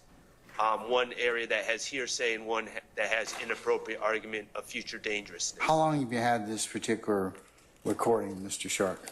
I've had it for over a year. Why the motion at this point in time then? Your Honor, I'm not articulating this correctly, I don't think. In trial. I mean, basically, y'all keep asking me, do I recall this and recall that, remember this from 2013? I don't remember that from 2013. I keep telling y'all that. That has been my statement since I got here. Your Honor, I've been telling y'all, people constantly hit me with this, keep constantly asking me this and that and third about what's going on in 2013 or whatever. I don't remember. I don't know nothing about 2013. All I can tell you is, Y'all got my name on a recorder, my phone number on a recorder. These people threatening me. They calling my phone. Your Honor, I almost lost my job. I got a lot going on behind this here. I put all this behind me, sir. Everything that had going on with me, I put everything behind me and kept moving on about my life, sir. Your Honor, I can't continue to keep going on like this. I don't remember nothing from 2013, sir. Mr. Bean, you have to answer the questions, okay? I constantly keep telling them and constantly keep telling y'all I don't remember nothing from 2013. I'm going to ask you because I have to lay a foundation. Do you remember telling Detective Quinn on September 17, 2013, on recording, that you add a little more hype when you speak with your wife and them from the... Adventuring, what's good though? Some of y'all trying to assassinate me right now in 2024. That's what I remember. A little more hype when you speak with your wife and them from the jail, that you lied to them. I remember y'all trying to assassinate me right now in 2024. That's what I remember. That's what I remember. All this going on right here on this, got me up on this stand, talking about this and that third, all this extra stuff that's going on. Your Honor, am I on trial, Your Honor? Sir, you just have to answer the questions, unfortunately, at this point in time, okay? That's all I can tell you. Am I on trial?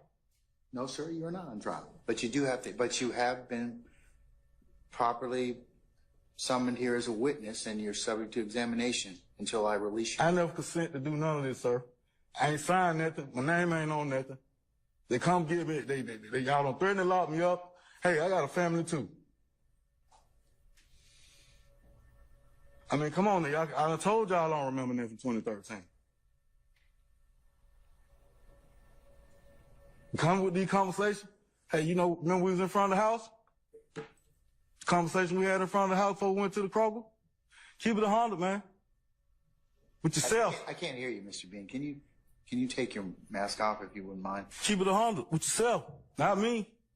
We had a conversation in front of the house. Yeah. Before we went to the Kroger. Yeah. You asked to go to the Kroger. I never agreed to do none of this from the beginning. Before we even had this, what you just played. Mr. Bean. I keep telling y'all, I remember that for 2013. I didn't really remember that then. Mr. Bean, who threatened? You said I never agreed to do none of this since the beginning, before you had what you just played. But then he just played the tape with him agreeing to record. Bean was wild. Threatened to lock you up. Sir, I talked to Your Honor. Your Honor, tell you something. You know, sir, answer. Am I on trial for anything? Can I be excused, Your Honor, for anything? Something? Because I really don't understand what's going on. I don't remember. My head hurt. They keep asking me questions about this. Keep asking me questions about that. About 2013, I don't remember. No, you can't be excused at this point in time, Mr. Bean. You have to be. You're subject to examination. I don't remember. No, you can't be excused at this point in time, Mr. Bean.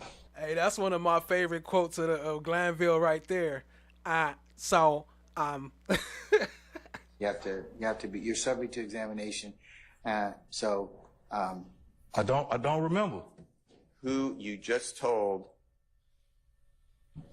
the jury, the Honorable Judge Glanville, and all of us that you've been threatened to be locked up. I didn't consent to come get on this stand to be a witness, first of all. Who threatened you to lock you? Lock you up means go to jail. There wasn't no threat. The subpoena go out. They say you don't show up, they're going to lock you up and go to jail or whatever, and all this little extra stuff like that right there. I ain't here to point fingers at nobody, say nothing like that. That ain't my job. You just said it ain't for me to mention what nobody got going on in their life. I got my own problem. Who threatened you? You just told the jury that you've been threatened. I done had all kind of threats, man. Y'all just explored my whole phone number on to the world. People calling my phone right now threatening me, texting my phone. I ain't had no sleep. I've been up all night since yesterday, 7 o'clock, from 7 o'clock yesterday to 6 o'clock this morning. Here it comes. Still getting calls. Still getting texts. Texas. Still getting calls. Still getting texts. That's my personal line. All night since yesterday, 7 o'clock, from 7 o'clock yesterday to 6 o'clock this morning. Still getting calls. Still getting texts. That's my personal line y'all just gave out. On live to the public, to the whole wide world.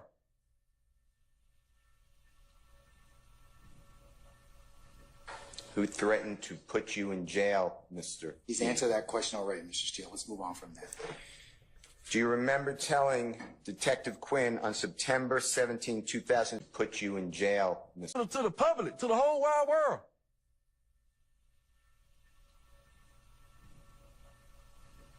Who threatened to put you in jail, Mr. He's answered that question already, Mr. Steele. Let's move on from that.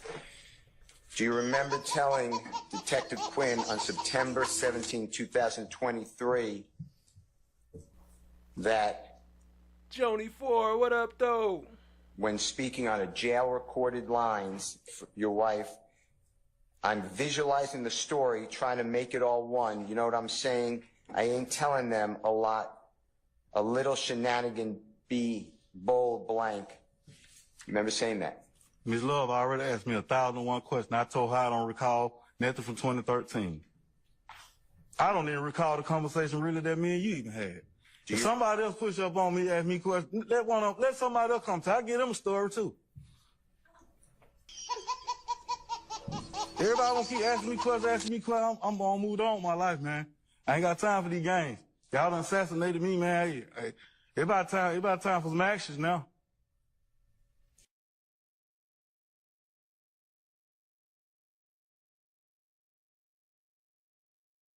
It's about time for some action now. Hasty's conduct didn't rise to a level that necessitates warrant summary contempt by the court. That's the difference with Hasty than in this particular case. So I distinguish your two cases that you've given me thus far. So those were only the initial two. I had a couple others. Okay, go ahead. As well, yes. So Ramirez versus State, it's 279, Georgia 13, 2005. It also... You said 279 Georgia what, I'm sorry? Georgia 13. Georgia 13? Mm-hmm. It's a 2005 case. All right. And it defines direct contempt and explains that it must actually interfere with the proceedings to be direct. There's also a couple other cases on that.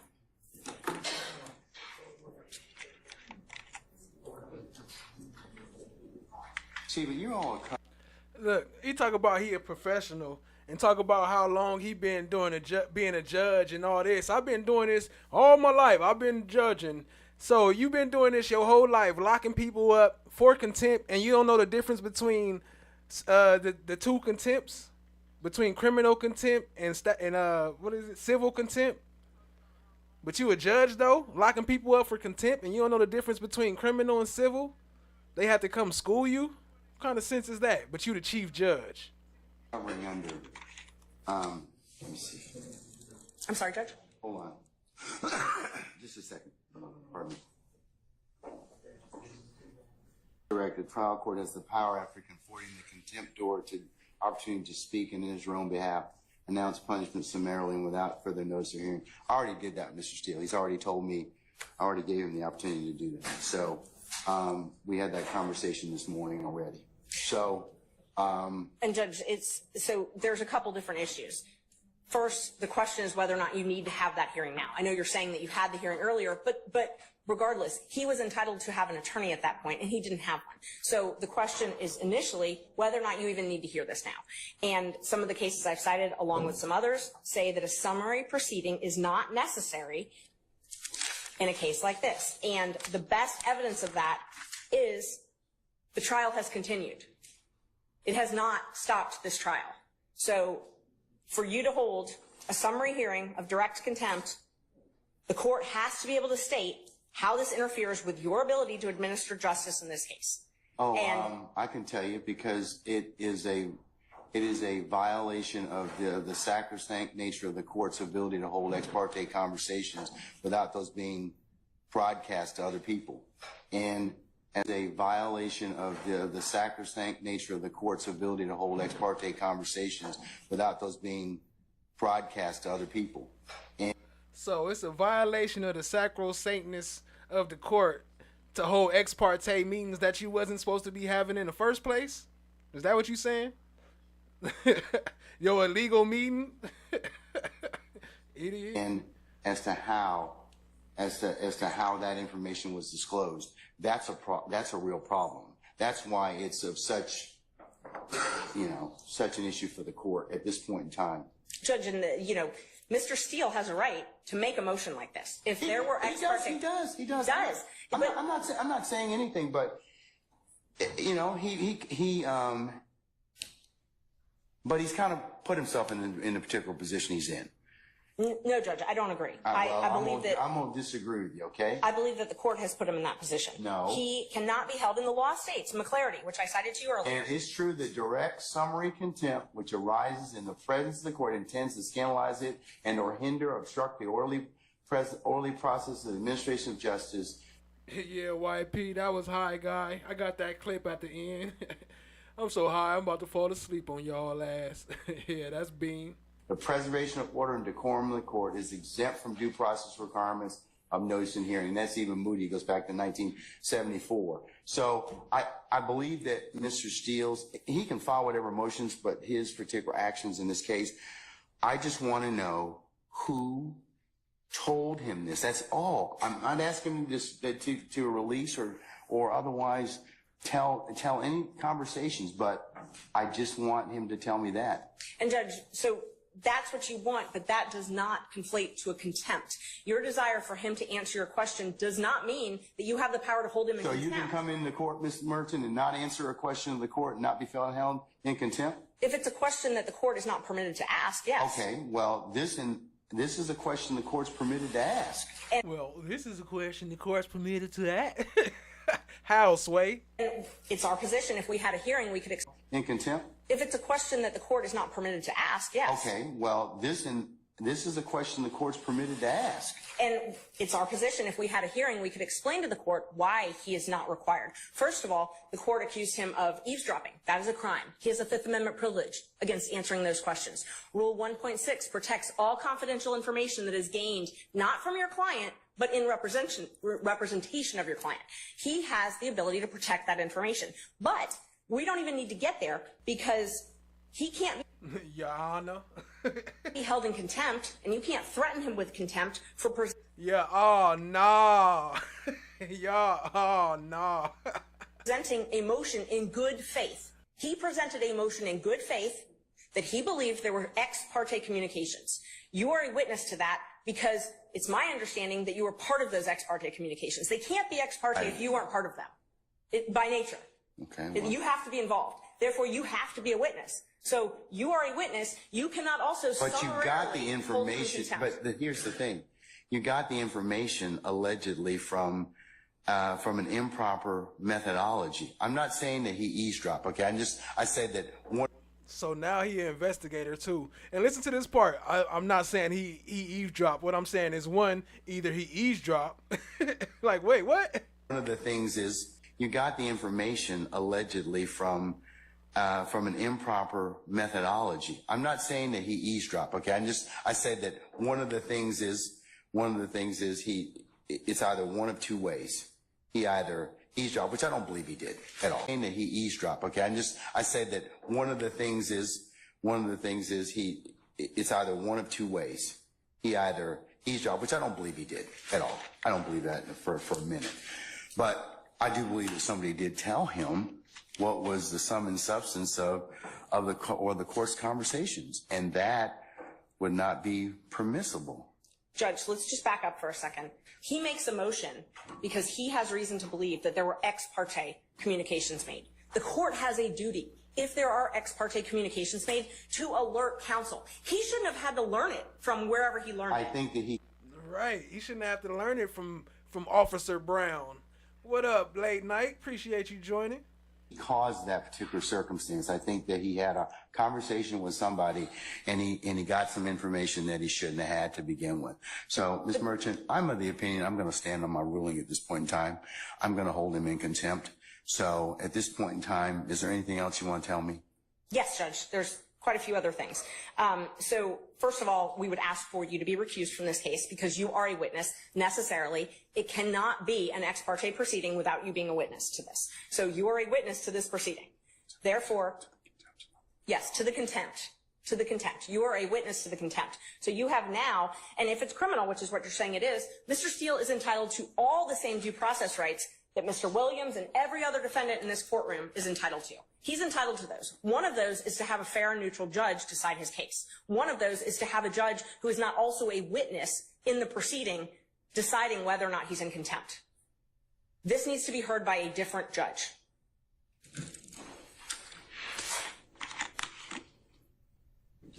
And he has the right to subpoena witnesses. He has the right to an attorney. He has the right to due process, notice, a show cause hearing, notice of the alleged violation, whatever rule it is that the court believes, and a hearing where he can call you as a witness. You can testify. You are necessarily a witness.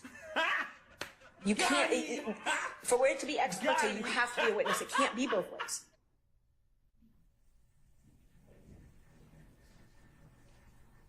I'll let an appellate court decide that. So, anything else?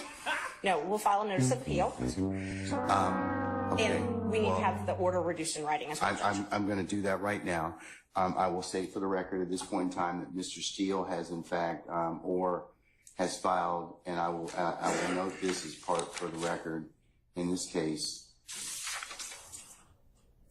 Counsel representing the state agency head tried to get the judge recused. That did not happen. What did happen is that it gave more attention to attorneys who say they are being grossly underpaid. Attorney Angela DeWilliams is one of multiple attorneys contracted by the Georgia Public Defender Council to represent defendants in the YSL trial. The council is a taxpayer-funded state agency obligated to provide attorneys to people charged with crimes who cannot afford one. DeWilliams believes the council's pay is not enough due to the complexity of the case and how long it's expected to last. To put in perspective, the state has only agreed to pay attorneys $15,000 for a murder case that could require them to attend court nearly every day for a year. That's less than what some fast food workers make. DeWilliams says she's repeatedly asked to meet with the director of the Defender Council, Amatei Ali, to learn what the agency is doing to address the pay. When Director Ali declined, the attorney subpoenaed the director, trying to force her to answer questions about the pay in open court. Initial burden of showing you document. It is frustrating, but we were under the impression that GPDC was advocating for us. And once they put those walls up, I'm thinking maybe I need to start an OnlyFans. I'm very serious, yes. I might have to do an OnlyFans, because at least I can still support my client and support me and my family. Uh-oh, FFS, you got competition. She about to join you in the OnlyFans. What up, allegedly, maybe? She say, what's up, kiddos? Appreciate you joining. Y'all see that, though? $15,000, and then it ended up going to $60,000? That's crazy. And then how much the prosecutor's getting paid? Those walls up, I'm thinking maybe I need to start an OnlyFans. I'm very serious, yes. I might have to do an OnlyFans, because at least I can still support my client and support me and my family. Now, if you are not familiar with OnlyFans, it's an adult website where people go to sell pictures and video of themselves. That same attorney that you just saw has now agreed to give the Defender Council one more week to meet with her to discuss the pay issue. The Defender Council agreed. Both Madam DA and Chief Bryant are really raising the level of consciousness in what we're doing within Fulton County. We had arrested at least 3 as of last night. I expect to see more arrests today and in the upcoming weeks, but I'm realistic. It's probably going to take the next 2 weeks to get everyone in custody. In this business, I'm certain that there will be some people that won't volunteer to come into custody. There is no concern that somebody will escape being arrested. Lady Justice is blind. Everybody will get sensitive. Importance or significance to this particular. Look, you seen her have a moment right there. She was definitely personally attached to this case. You seen that, how it just hit her in the chest where she thought about it? Hold on, I'm gonna rewind it. Watch how it hit her when she started talking about this case. Time sensitive. Look, fucked her up. Importance or significance to this particular case. I was a prosecutor, as you know, for 16 years, 4 months, and 4 days in this office. The murder of Donovan Thomas in 2015 created violence like Atlanta has never seen.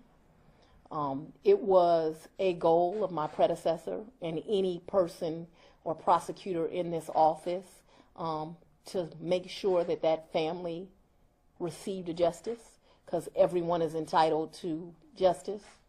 It was a commitment I made from the first day I walked into this office. Very shortly after me becoming the DA, I sat down with Mr. Thomas's mother, and I made her a promise that her son was as valuable as any other person within our community, and that I would put resources on this case, and that I would do everything I could to make sure that her son had justice. And yesterday was a proud day for me. Lady Justice is blind. Everybody will get it. Young Thug's At young thug's mugshot.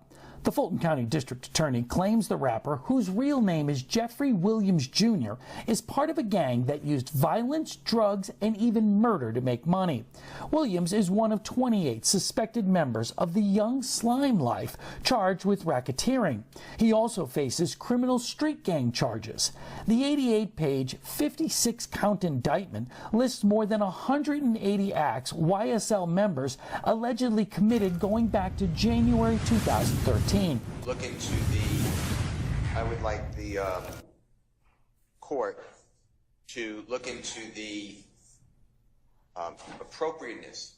Mr. Copeland, to my observations around your courtroom, outside your courtroom on breaks, is surrounded by several members of law enforcement with the district attorney's office and prosecutors, potentially other persons.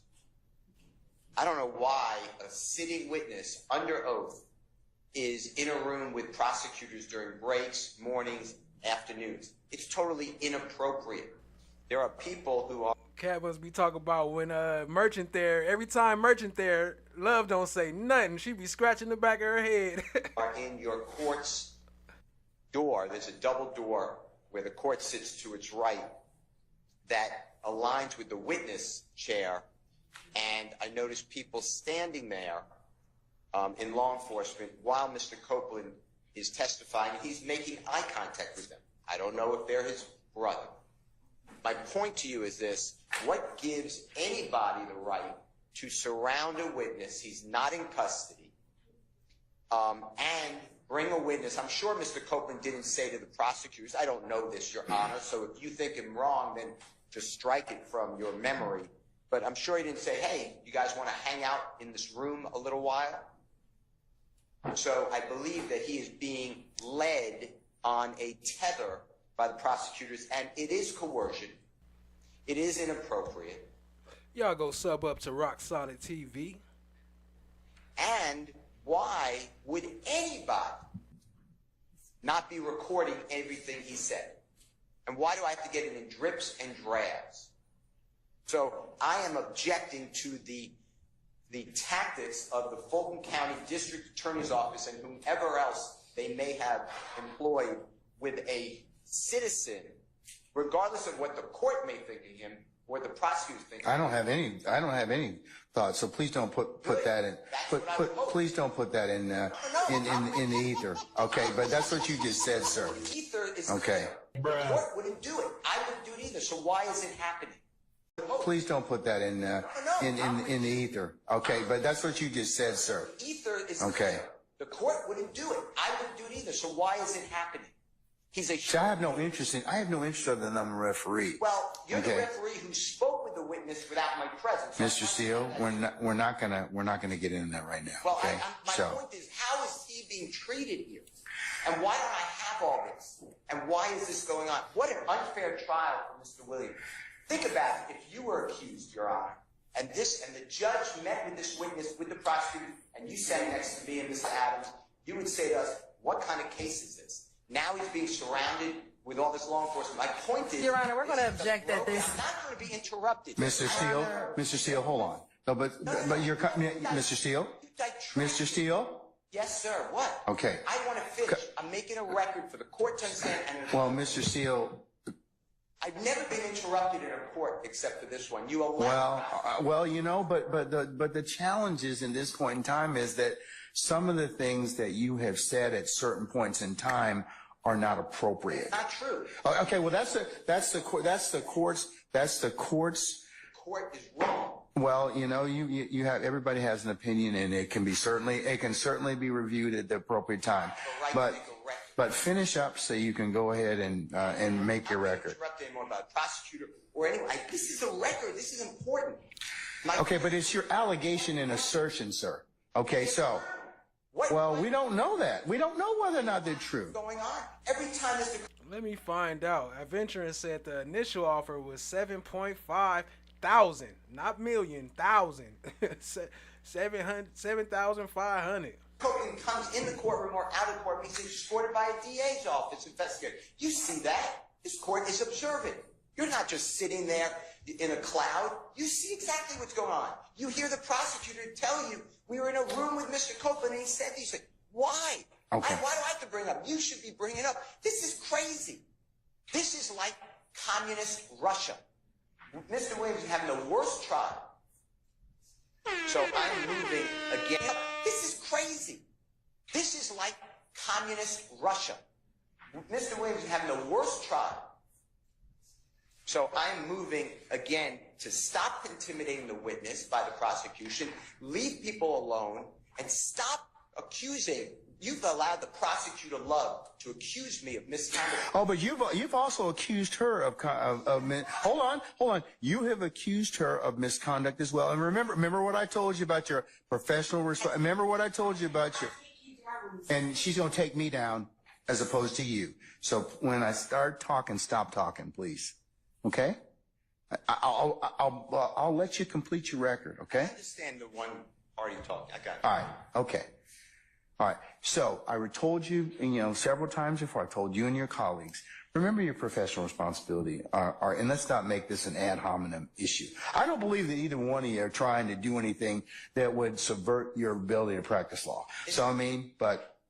Ms. Love has intentionally lied to the court numerous cases. You do nothing. Hold on. Let him finish. See, this is Mr. Steele. This is exactly what I'm saying. You cannot. It is not a good idea to state that your brethren across the bar are lying. Okay, at any time or any way. I don't like doing it. Okay, but don't. So don't. But don't because you don't. Don't because you don't have any proof. If you have proof of it, then don't do it. And I don't like doing it. Okay, but don't. So don't. But don't because you don't because you don't have any proof. If you have proof of it, then if you have proof, there's a mechanism in law. And under the rules for you to submit that question to the... He said, yep. If you have proof, yep. That's all, folks. The Office of General Counsel. If you have proof, there's a don't. But don't because you don't have any proof. If you have proof of it, then if you have proof, there's a mechanism in law. And under the rules for you to submit that question to the Office of General Counsel and for an investigation to occur. But please stop, both of you. I told both of you earlier, stop making these ad hominem attacks toward one another. Okay? Everyone gets attacked. You say nothing. Well, okay, but I've said something. You're going back to stuff that's happened in the past. So while I'm trying to deal with things that are current. So I told you all most recently, as of about a week or so ago, to stop all this. Remember I told you the world's watching you? They are. So please don't from this point on, do not accuse each other of anything. If you want to go ahead and do it, there's a proper way to do it, but don't bring it up in front of me. Okay? I'm just making a point that this has been going on and it's abusive. That is my point. That's your assertion, sir, as a lawyer, okay? And maybe your frustration with everything. Like I told you, this trial's gone on a long time. There's a lot of wear and tear, but everybody's got to rise above and be a professional advocate. That's what the system demands of you. I'm not worn or torn. I am here to tell the court that from a objective, casual observer could see what's going on here. It's inappropriate. Okay. At the end of the day, I understand your concern that you have now shared with the court. Okay. All right. State, do you want to respond? Your Honor, I just ask that the court strike the portions of Mr. Steele's whatever that was to the court regarding personal and ad hominem attacks on members of the state's team. Ms. Hilton will address the merits of the initial argument that Mr. Steele made. But as to personal attacks on members of the state's team, we'd ask that assertions that specific people have lied. That is disrespectful. That is unprofessional. And not one time has any such statement been made by any member of this team about anyone else. Oh, I think, Ms. Love, in the past, you've made some statements. I have never about said me. anyone lied. You made some statements about Mr. Steele and about. Well, just let me finish. I'm not done. All right, and about several others of your colleagues. I mean, and it may have been the heat. I was hot every day for a whole year, and I was saying anything. I was saying done anything to get out of here. I was saying done anything. Of discussion and everything else.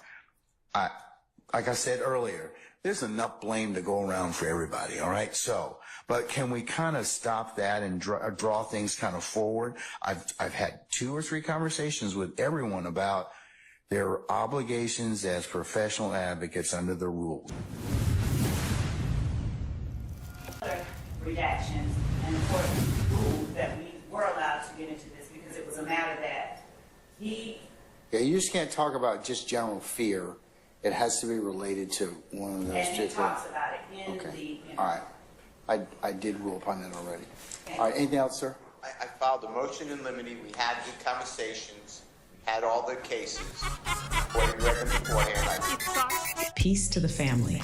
Welcome to Flesh of the Gods. So you want to get your hands on some slime coins? No problem. Just jump into the chat, drop a message, and boom, you'll be gifted your first points. Now, if you want to see how many you've got, just type !slime coins in the chat, one word, no spaces, and you'll see your balance pop up in the chat. And when you're ready to redeem them, look up at the top of the screen for command prompts. The commands on the top left will alter the stream. The commands on the top right will summon puppets. You can donate via Cash App at $Versatile369 or the PayPal link in the video description. Thank you for tapping into the most interactive live stream. Like, share, and subscribe for more. Your support is greatly appreciated. Stay fresh and stay blessed, family.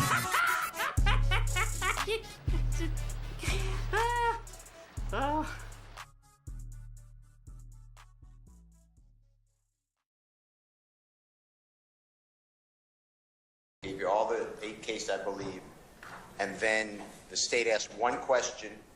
If it was Miss Hilton, the Honorable Miss Hilton, said that he didn't remember saying that.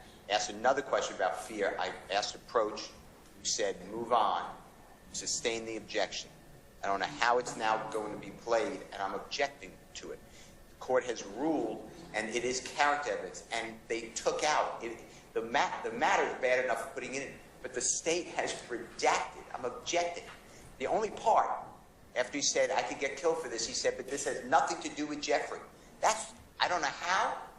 Somehow that's the only part that is redacted. In addition, the state did not redact and take out all of the information about the search. And I've said it now 4 times. And I will. I'm putting everyone on notice.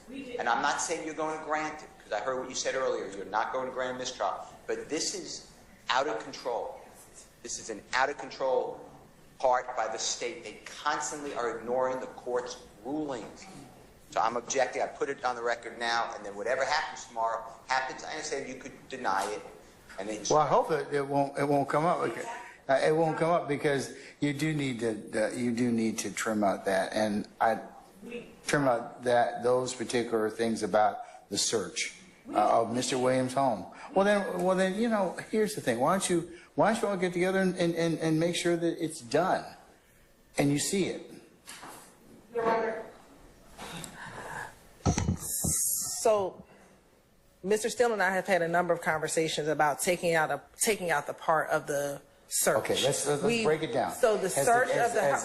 Has the issue involving Mr. Williams' home been taken out? So the only other part that Mr. Steele is talking about is what we discussed yesterday, which is the mentioning that Duke, which is a co-conspirator, was at the house at the time of the search. Will you rule that could come in, that Duke was at the house, not that can't come in? So the only thing about the search that is there in the July 2015 interview, because I want to be real clear, is that Duke was present. Now, if we need to take out the word search, we can take out the word search, but that Duke was present at Mr. Williams' home on July 15th when DK was arrested is very relevant because that's another co-conspirator who was at the house at the time in which another co-conspirator, Walter Murphy, was arrested. Well, take out the word search. So we can take out the word Take out search. search. Walter Murphy being at the house, Duke being at the house, yes, it would be relevant. So, all right. What else is now? Are you going to include back in what Mr. Steele said about the exculpatory portion of him, Walter Murphy saying, but this has nothing to do with Jeffrey? That's not exclude. I don't know what Mr. Steele is referencing, so I would need to know a timestamp. Which person is circled out of these 6 people who are depicted here? Walter Murphy. And who placed the circle around Walter Murphy's head? D'Angelo White. Are there any initials or other markings to identify that person as having been circled by D'Angelo White? Yes, he put his initials here, DW, and circled them right under Walter Murphy's photograph. Did you personally see him place his initials there? I did.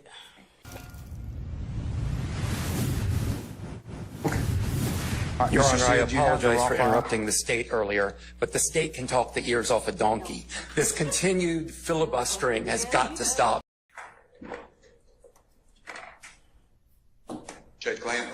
Sir. You allow another moment when Miss Love calls me that I did not do something. They have the exact image of what we got from the jail in Fayette County. That is it. And if I get another false allegation and you do nothing, I'm shocked. I'm appalled at you. I sit here day after day with this false allegation just machine. I gave the state everything. There's been no disconnect. I sit here day after day with this false allegation just machine. I gave the state everything. There's been no disconstruction. There's been no purposeful, I don't care. I don't care. I give over everything. I've done this for 33 years. Never in my life have I seen a trial. I've done 300 appeals in the state of Georgia alone. I've never read a case like this.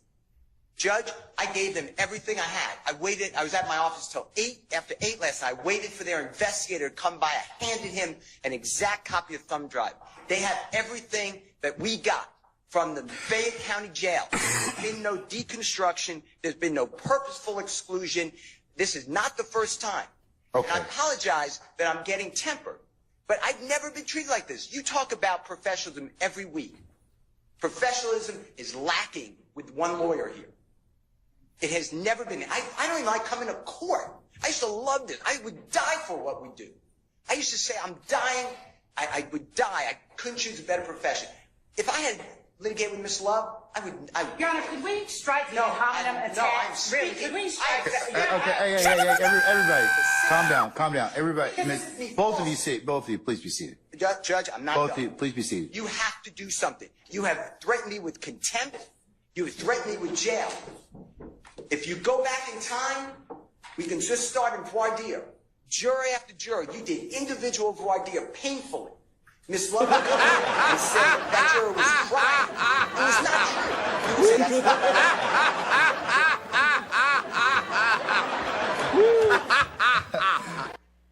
My bad, family. Wrong button. recollection after I said it. The jury, you did individual voir dire painfully. Miss Love would come in and say that juror was crying. It was not true. You would say that's not my recollection after I said it. You did nothing. We start the case. Mr. Steele. I asked you, please. Mr. Steele. How would you feel if you were being treated Mr. like Steele. this? Mr. Steele. I'd like to finish. Mr. Steele. I gave them everything on that drive, and it's continual abuse of a prosecutor, of another member of the bar. I don't talk with Miss Love. And that's fine. I like that. But Judge, I'm not going to stand here anymore. I don't care. You can take my bar card. Mr. Steele, listen. Joni Forrest said, didn't get no coins when I joined tonight. All right, family, I'm for sure going to figure out this gift coins, because I can give y'all coins, but I don't know how to do it. But I'm gonna look it up though. I'm gonna figure it out so I can give y'all coins, because I know a lot of people looking for their coins. Somebody else got hit too. I think it was Jazzy T got hit for her coin. So I'm gonna get it together, y'all. I'm gonna get it together. I appreciate y'all. Hit the like, hit the subscribe, tap in, share with a friend. And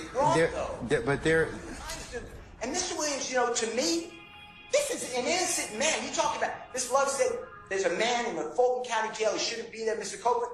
Mr. Williams shouldn't be in custody. But he's been charged, and we come here for a fair trial. It's been everything but that, according to Ms. Love has tried to demonize me. At times, Mr. Adams. At times, Mr. Shaw. I object to now the ad it's hominem Mr. attacks, and I ask for all this because she wants to Again, win the for the case. And now she speaks over people. It's not right. I gave them everything. And by the way, and what I want to tell you, by the way, it's not even the law. If they call that gentleman on direct, I don't have to give them anything before trial. I do it because you asked me to. You said, listen, we got a big case. It's going to take a long time. Give them things. I gave this, by the way, to the state October of 2023. October 2023, that was uploaded, given to the state. I hear about it now, and I wait there, and I give them the exact duplicate of what three.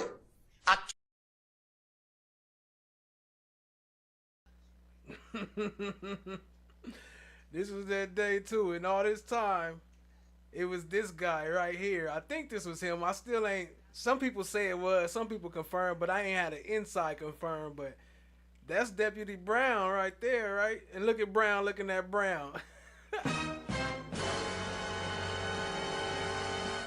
October 2023, that was uploaded, given to the state. I hear about it now, and I wait there, and I give them the exact duplicate of what we have. Look at Love neck. Why her neck poking out like that? Oh, man, no. What up, Stacy Sibby? Appreciate you joining. Hold on, I want to zoom this in real quick so we can get a better view of Miss Love poking her head out. That must look crazy.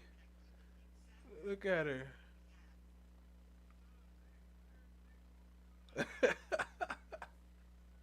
And now there's a false allegation of misconduct. And what I'm telling the court is what I said again. I do not appreciate it. And you have told it in front of the jury that I'm unprofessional. You were wrong. You based that on Miss Love's false representation. Your Honor, again, the ad hominem attacks, Your Honor. I object, and he should stop talking when I object. Try to silence me. I will not be silenced. But Mr. Steele, here's the thing. Okay, I think that Mr. Steele, please be quiet at this point in time. You made your point.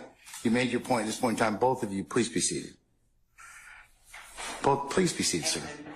Sir, please be seated. Whatever you do is fine, but I care about Jeffrey Williams. Sir, it's obvious. I would expect no less because you're his advocate, you're his champion. But could you all please sit down so I can kind of figure out a solution for this? All right. First, let me just kind of address the obvious. I know that at times tempers have been heated in this particular trial, and they continue to do so. And I know that all of you are being zealous advocates and representing your clients to the best of your ability. With Your Honor, I apologize for interrupting the state earlier, but the state can talk the ears off a donkey. This continued filibustering has got to stop. However, I agree that, there should not be ad hominem attacks on anybody or any counsel. And that you all should think and reflect about what you say about your brothers and sisters of the bar. Because we have a large contingent of folks that watch this trial. And so not only for the purposes of this, but it sends not the message I think you want it to send. All right. So I'm going to leave you all to your wise discretion in order to do that. But, and I'll take up whatever I need to take up as I see fit. But I know that you all, this has been a long trial. It's very demanding, exacting, and grating on, and tiring on all of you. So I ask you to just take a couple deep breaths and step back and see, and kind of look at, and just remember that you do represent of who you represent and what you're here for. In terms of the tape or the phone calls from Fayette County, it's the court's suggestion that, and if you want my assistance, I can always, with a proper subpoena, have the raw, whatever it is that whatever you're seeking to get, I could get.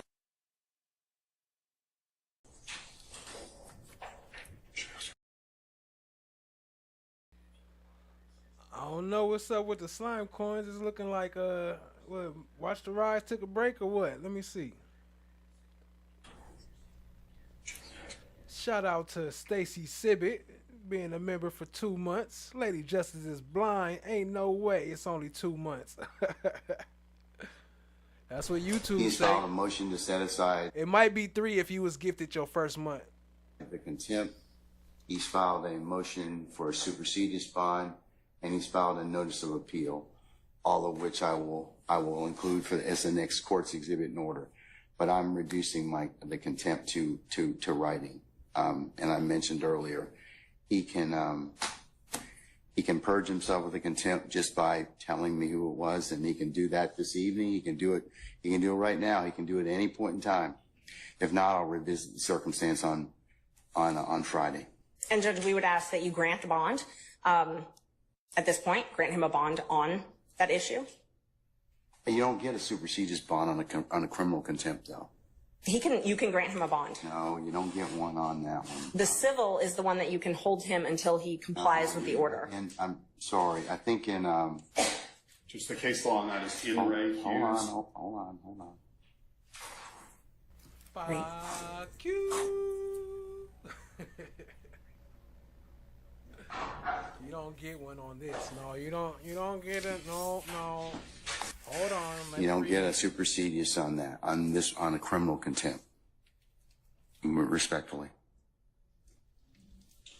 So, Judge, just to clarify, it's your ruling that this is a criminal contempt that Mr. Steele has committed, not a civil indirect contempt.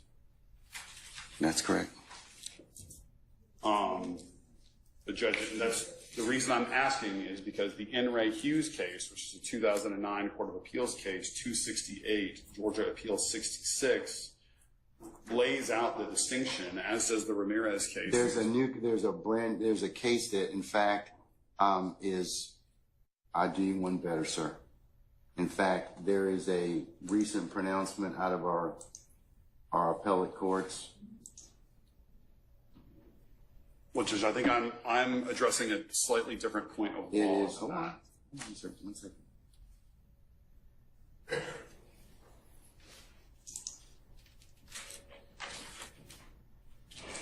Give you two cases. One is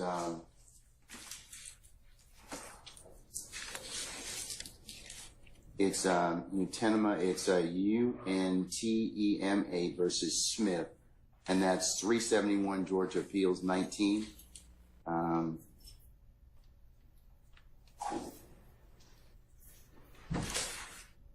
Which was decided March the 12th of this year. It covers the differences between the types of contempt. And then there's another case that I'd invite your attention to, and that is Henry Syverson. It's SYVERTSON. And that is 368 Georgia Appeals, Georgia App, I should say, 865. And that was decided July 31st of last year. And Judge, I'd just like to point two things out. The statute that you were citing about the supersedious, it only says it's not mandatory. You still have discretion to grant him a supersedious bond. I'm not going to grant him a supersedious bond. And so you definitely have the discretion to grant him a supersedious bond. The other issue is if it is a criminal contempt and you are finding him guilty of criminal contempt, then we have to have a sentence imposed. Now, civil is where you get to hold him until he complies. Criminal is where you get to impose a sentence, maximum 20 days and a $1,000 fine.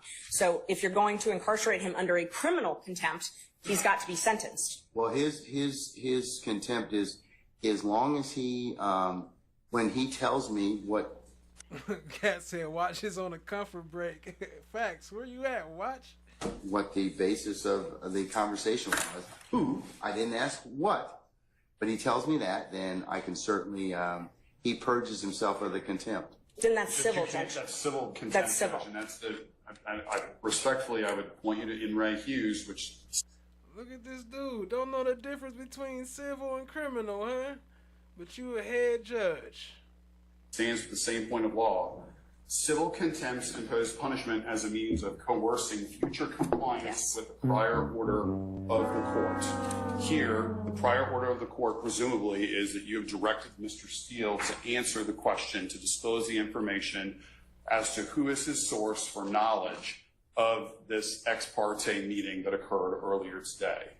Criminal contempt imposes unconditional punishment to punish the act which has occurred in the past and cannot be purged. It is not capable of being purged, in which case what Ms. Merchant said applies, which is that there is a 20-day maximum sentence and a $1,000 fine.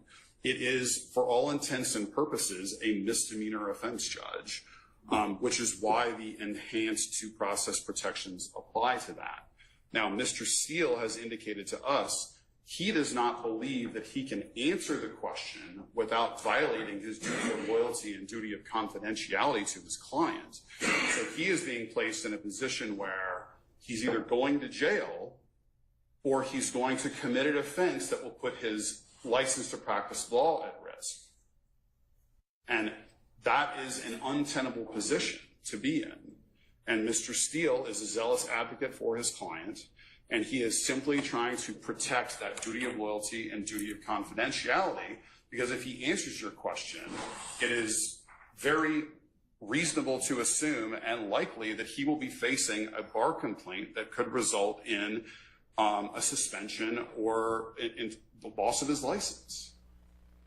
No one said, "What's up with the likes?" Like, it's like 30 of us in here with 8 likes. Y'all gonna do us like that? Okay. We about to wrap this thing up. And so he's in a very, very difficult position where if we were able to have a full contested hearing with the benefit of witnesses and an impartial judge where you're a witness, then everybody could present their side of the story. And I'm not doing that. The reason being is because that takes away the whole point of criminal contempt, and that is you do something, the court tells you to do something, order of the court, and you don't follow it. I didn't ask him to do anything illegal, immoral, unethical. I just asked him to tell me. I know what. Allegedly, maybe say there's 31 likes. My bad, y'all. I might need to refresh my browser. What the privilege is. The privilege is the conversation. I didn't ask him about that. I wanted to ask him about who, the person. Okay, I'm sorry. Mr. Steele has indicated to us that he does not believe he can answer that question without also violating the privilege. Okay. And Judge, that's why we're trying to figure out if it's criminal versus civil. So the issue is you're picking and choosing. You're saying, well, you get the bad side of criminal and no bond, but I really am actually trying to punish you civilly, which is when you hold someone until they comply. Okay, let me think about it just a second, okay? I'm going to take 5 minutes out and I'm going to think about it. Thank you. Okay, all right. And look, right there, I should have clipped it, but that's when he said, "I'm going to take 5 minutes," and he was gone for a whole hour. Literally, he was gone for a whole hour after telling her, "I'm going to take this 5-minute break." And look at that on the stand. Ain't that what y'all was talking about the other day?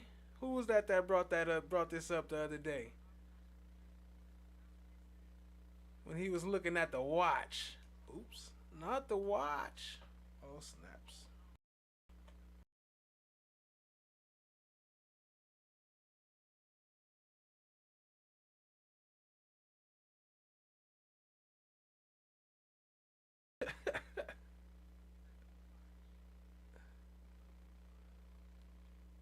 Alright, let's keep it rolling. Appreciate y'all being here.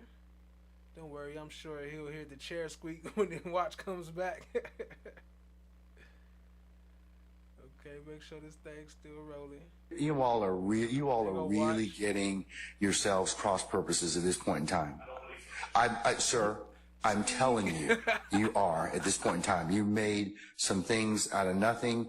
I think that you're on very precarious ground at this point in time. So I'm telling you at this point in time, he's in custody. We're going to go ahead and start. You can represent Mr. Williams. That's okay. That's fine. I'll take up the other stuff as needed, but I'm not going to take it up right now. Say again? Respectfully, I will not. I cannot. Sir, you have to. Well, you're going to have to do the best you can at this point in time, because you don't get to extort the court. That's what you're attempting to do at this point in time. Sir, yes, you are. What you're trying to do is, I'm not going forward if I don't get this. You know, it doesn't work that way, Mr. Adams. And I'm telling you at this point in time, I would just kind of govern yourself accordingly. Sir, I'm telling you, as the court, under these particular circumstances, everything will come out as it should. I don't think, sir. Watch say he's still on the comfort break. Sir, I don't have enough information at this point in time to address it. I don't. But I'm telling you at this point in time, there is nothing that was given, said, whatever, this morning. That if there is any accuracy to some of the information that we are. But sir, I don't even know. Your co-counsel won't even tell me who said whatever. Okay. And the challenge I'm having in this particular circumstance is that is such a violation of the sacrosanctness of the court's chambers and an ex parte conversation. You're just glossing over that. You're glossing over that in its entirety. No, bruh. It's not, sir. Sir. That's not what happened. That's not what happened. That's not what happened. I'm just telling you, that's not what happened. Judge, respectfully, we are not obligated to simply accept that there's been no violation. We believe that there has been, and the only. Okay, well then no, we're not doing that at this point in time. So you'll have a choice to make. All right, take Mr. Steele into custody, please.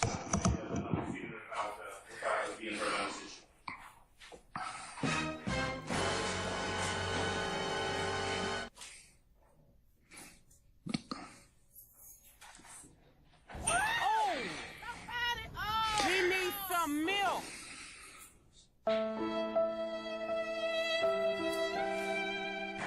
Your Honor, would the court afford me one moment to confer with counsel regarding the appropriate remedy in this type of situation? Okay, all right.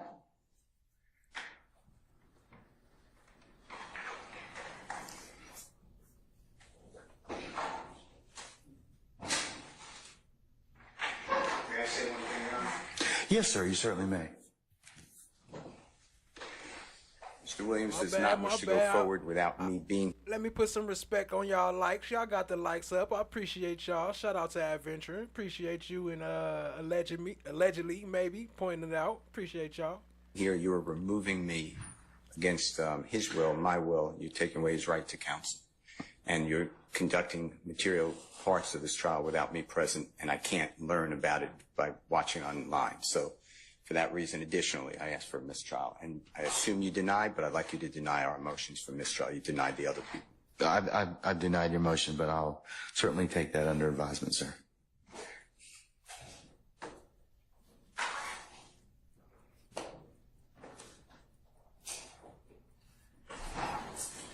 We're going to be in recess for the next 5 minutes.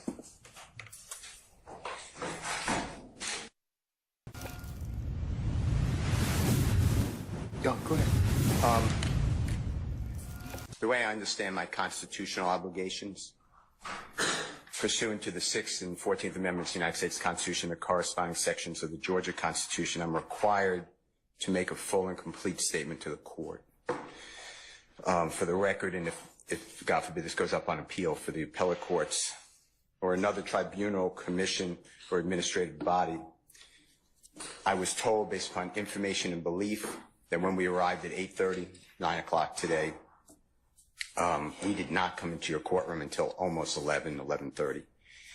And what I found out just recently, this is not waived, is that supposedly in chambers, this honorable court reporter at times, honorable court at times, district attorney or district attorneys from the DA's office, as well as investigators, sheriff deputies, Mr. Copeland and his counsel met together. None of the defense team, to my knowledge, was aware that this was going on. It was told, based upon information belief, that it was told to the district attorneys that Mr. Copeland intended to plead the Fifth Amendment.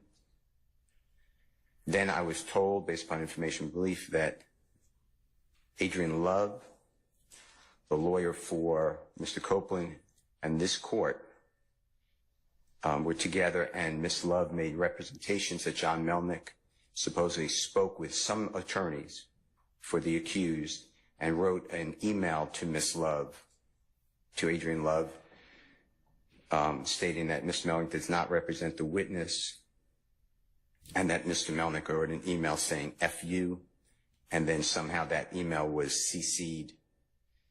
To me, that never... Mr. Steele, can I interrupt you just a second? I'm kind of disturbed because that's ex parte.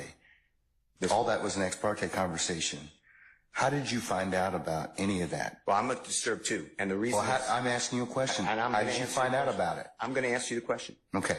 Scuttle, if you look at SCUDDER versus State, which is 298 Georgia, 438, it's Division 2, 782 Southeast 2D 638, 2016.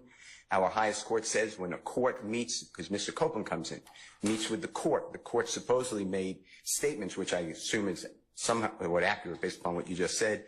We're entitled, Mr. Williams and every other person wrongly charged here is entitled under the Georgia Constitution to be present. That's a critical stage. It's just like when you meet with me, and you and Mr. Adams meet with me, and others have met with me. It's those were ex parte for a lot of different other reasons, but I will certainly note that for purposes of the record. Well, I'm going forward.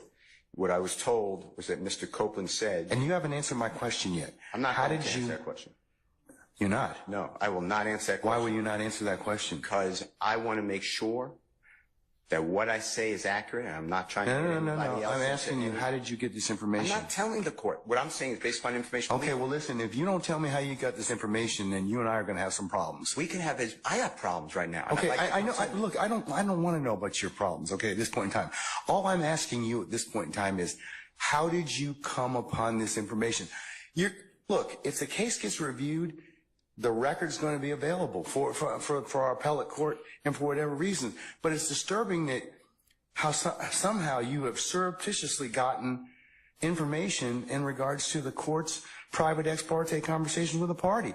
I mean, a witness who was sworn in Friday, the court's telling, this is what I was told. If this is not true, not true. This court handed Mr. Copeland tell me how you got the information. Listen, whatever you want to do. Tell me how you got the information, then we can go ahead and go forward. I'm not going to say that. What I'm going to say is this. I was told, and I hope this concerns the court. It concerns me that you have proprietary information. Why is it proprietary? Or information that you should not be having that was ex parte. Why? With a party. Why? State of Georgia. How about the witness? How about Mr. Copeland, who supposedly announced he's not testifying and he'll sit for 2 years, and then supposedly this honorable court, or excuse me, let me rephrase that, this court supposedly said, I can hold you until the end of this fine, and he'll sit for 2 years, and then supposedly this honorable court, or excuse me, let me rephrase that, this court.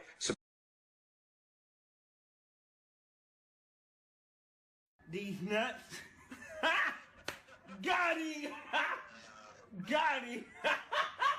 Supposedly said, I can announce he's not testifying and he'll sit for 2 years, and then supposedly this honorable court, or excuse me, let me rephrase that, this court supposedly said, I can hold you until the end of this trial. Ms. Hilton supposedly said, actually all of the defendants and then all 26 people are disposed of. If that's true, what this is coercion witness intimidation, ex parte communications that we have a constitutional right to be present for. So I understand that you're upset towards me, but I don't know what I did. Mr. Steele, I'm I doing still what want to everybody know, should how did you come upon this information? Who told you? What I want to know is why wasn't I there? Why, sir? I'm going to hold you in contempt if you don't tell me who the. Tell me who this information don't was want to come be from. held in contempt. Well, I'm not then, answering that question. That's attorney-client privilege information. I am not answering. Attorney-client privilege. Unless you were in my chambers, that's the only way you can figure out. I am I telling tell you what, I'm going to give you 5 minutes. If you don't tell me, if you don't tell me who it is, I'm going to put you. I'm going to put you in contempt because that is not attorney-client privilege. Attorney work product privilege. I am not. How did you get that information supposedly from my chambers? Did somebody tell you? I'm not. You should have told me. You got 5 minutes. Well, I don't need it. I want to continue. You got 5 minutes? This is what I was told. Mr. Copeland made statements that he admitted to killing Donovan Thomas and was. Don't take my notes. No.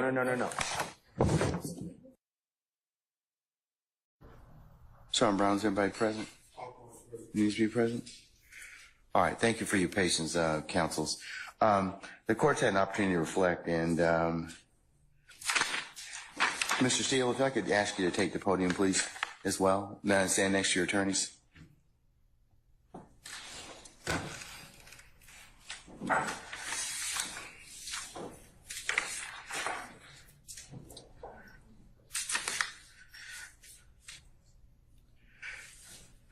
Okay, Ms. Merchant, Mr. Steele, and I apologize. Mr. Susar, Judge. One more time? Susar. What? Spell your last name for us. Susor. Sierra, Uniform, Sierra, Oscar. You're a good man. Good man. Okay, all right. Okay. All right. Thank you, sir. Okay, Mr. Susar as well. All right, counsels, I've made a clarification or to the order of contempt. Mr. Steele, I am going to hold you under, still hold you in summary criminal contempt pursuant to OCGA 15-1-3, subpart 3, for your failure to comply with my earlier order today. I'm going to order that you be taken into custody, incarcerated at the Fulton County Jail for no more than 20 days for this contempt. Those 20 days consisting of every weekend for the next 10 weekends. And you'll be reporting to 901 Wright Street Northwest, Atlanta, Georgia, 30318 at 7 p.m. on Fridays. You'll be released on 7 p.m. on Sundays. And it's to commence this Friday, June the 14th at 7 p.m. and not to end until Sunday, August the 18th at 2024, 7 p.m., subject to further order of this court. And that will be entered and e-filed, and you may take whatever steps you and your counsel deem appropriate after that. Okay? Can I ask a question? Sure. I'm going to file a notice of appeal, but for whatever reason that doesn't take, and you don't give a bond, then I'd ask that I can be with Mr. Williams and we work on our case all weekend, for all those weekends. Otherwise, I can't prepare.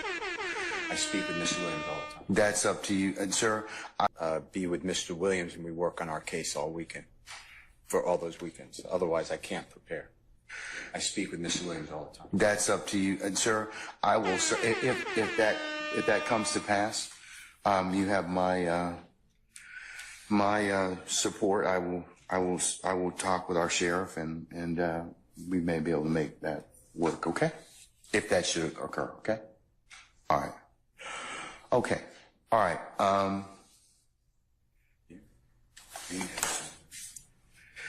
All right. Is Miss counsels? I'm done with this. Unless you have anything else. All right. Thank you. Thank you, Miss. Thank you, Miss Merchant and Mr. Susar. Thank you. Okay. All right. Did we get a copy of that? Yes. In fact, the clerk is going to file a copy. It's going to be e-filed. It'll be on the e-file system momentarily. You should be able to get a copy of it from there, directly download from there. And Judge, Ms. Merchant and I will file entries of appearance on behalf of Mr. Steele. Sure. That would be great. Thank you so much. Okay. All right.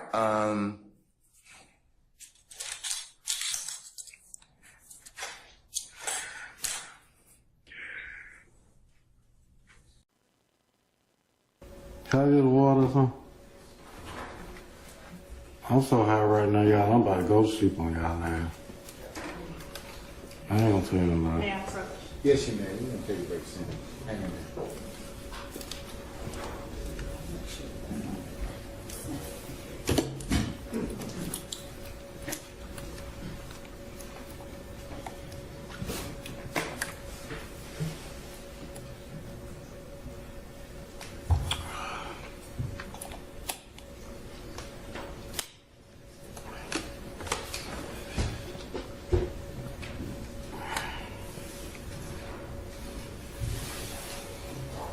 You need a moment? Keep the ball rolling. Colleagues, I would say to the body here that we have done everything in our power to the point of we're sending the incorrect message to other mayors. We're sending the incorrect message to constituents. We cannot do this. I personally think we went too long because of the liability issue. But that being said, we cannot go back and go cut a deal, so to speak, because somebody didn't meet self-imposed deadlines, and we send the wrong message to the other 14 cities, and we send the extremely wrong message to the Fulton County taxpayers, who we owe our first allegiance to because we are stewards of their taxpayer dollars. Commissioner Barrett. Call the question. I heard the county attorney very closely. She said there needs to be a contract and it needs to be on the record. A signed letter of intent is in fact a contract. So all we got to do is put it on the record. I just pray no one gets... Hold on, y'all. We ain't done. I just have to play this. This is one of my favorite clips when he go off on her. Then we gonna wrap it up. Appreciate y'all being here, family. It's hurt. I just pray no one dies. Right is right and wrong is wrong, but life is life. Life is life. And this isn't about right and wrong. This is about saving lives. We operated without one from January to now. So what's the problem with giving them time to have another council meeting? We had a spring break. We didn't meet last week like we were supposed to. They didn't meet like they were supposed to. They're gonna take it up at their next meeting. It's an ordinance, it requires 2 meetings. We got a signed letter of intent. Shut up. Just come on, just a minute. Shut up, I'm talking. Just a minute. You're not talking to me. Shut You're up. not talking to me. Shut up, I'm talking. Make me. I'm talking. Make me. I'm talking. Make me. It's my time. Make It's me. my time. Make me shut up. It's my time. I didn't think so. Yeah. Is that off? No, I'm Yeah. not on. I'm still No, it's talking. not. It's still Well, my time. recording is on. Now, just a minute. Just a minute. Vice Chair, Mr. Aaron, you have the floor, Commissioner Aaron. No. Why didn't you, as an officer of this court, tell me? And that's not what the point is. The point is, you as an advocate, is you should have told me. I got a problem with you now. I got a problem with you now. I would suggest you don't say any more. Now you want to have it both ways. You can't do it. Both sides have an equal responsibility under the rules of professional responsibility. All right, have a seat, sir. Thank you. How fast things have changed. How fast things have changed. How fast things have changed. Now I see you running, coming for my come up. Broke out all your shackles, turned it to some armor. Used to be the judge, but now you have no honor. To die with your pride is to live with all your karma. Now you understand. Now you understand. Another night flight. There's a lot of public health development. All right. Anybody else have any other issues as to... Uh-oh. Fulton County has no problem coming in here and cuffing all of us, okay? Don't be an idiot. Are you trying to tell me about myself? You homeless, Ern. You don't even have a mirror to look at yourself. So I know you all about your principles. But can we just please just listen to Earn so we can get out of here? It's 4 cops on the other side of that door. You know if they come in here, they're gonna get your ass on a whole lot of other shit. You lying ass bitch. You knew it. Mama, I hate you, Will. Don't you never come back to my house, And I hope they blow your motherfucking ass to smithereens. You better hope they do, bitch. You better hope they do. This nigga kidnapped me. I think I'm entitled. You want answers? I want the truth! You can't handle the truth! What are you, fucking nuts? You thought...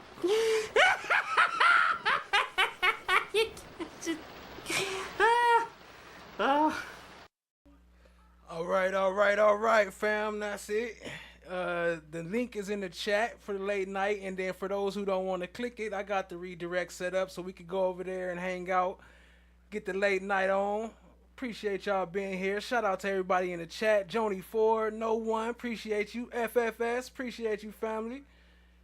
Cat Knot Williams in the building. Chan My Black is Golden in the building. Chot Diggy, Watch the Rise. Jazzy T. Stacy Sibbett, Chloe Albert's Revenge, YP Com Chick, Lady L, Allegedly Maybe, Mary W, Miss D55. I can't see all the other names. Cat Knot Williams, appreciate all y'all coming through. Appreciate the support, family. And I'll see y'all over there for the late night show with Bacon with Mookie Mookie. Stay fresh and stay blessed, family. Until next time. Peace out. Berta S. Hold on. I see you. I ain't gonna leave Berta S out. I see you. Appreciate you. Y'all have a good night, family.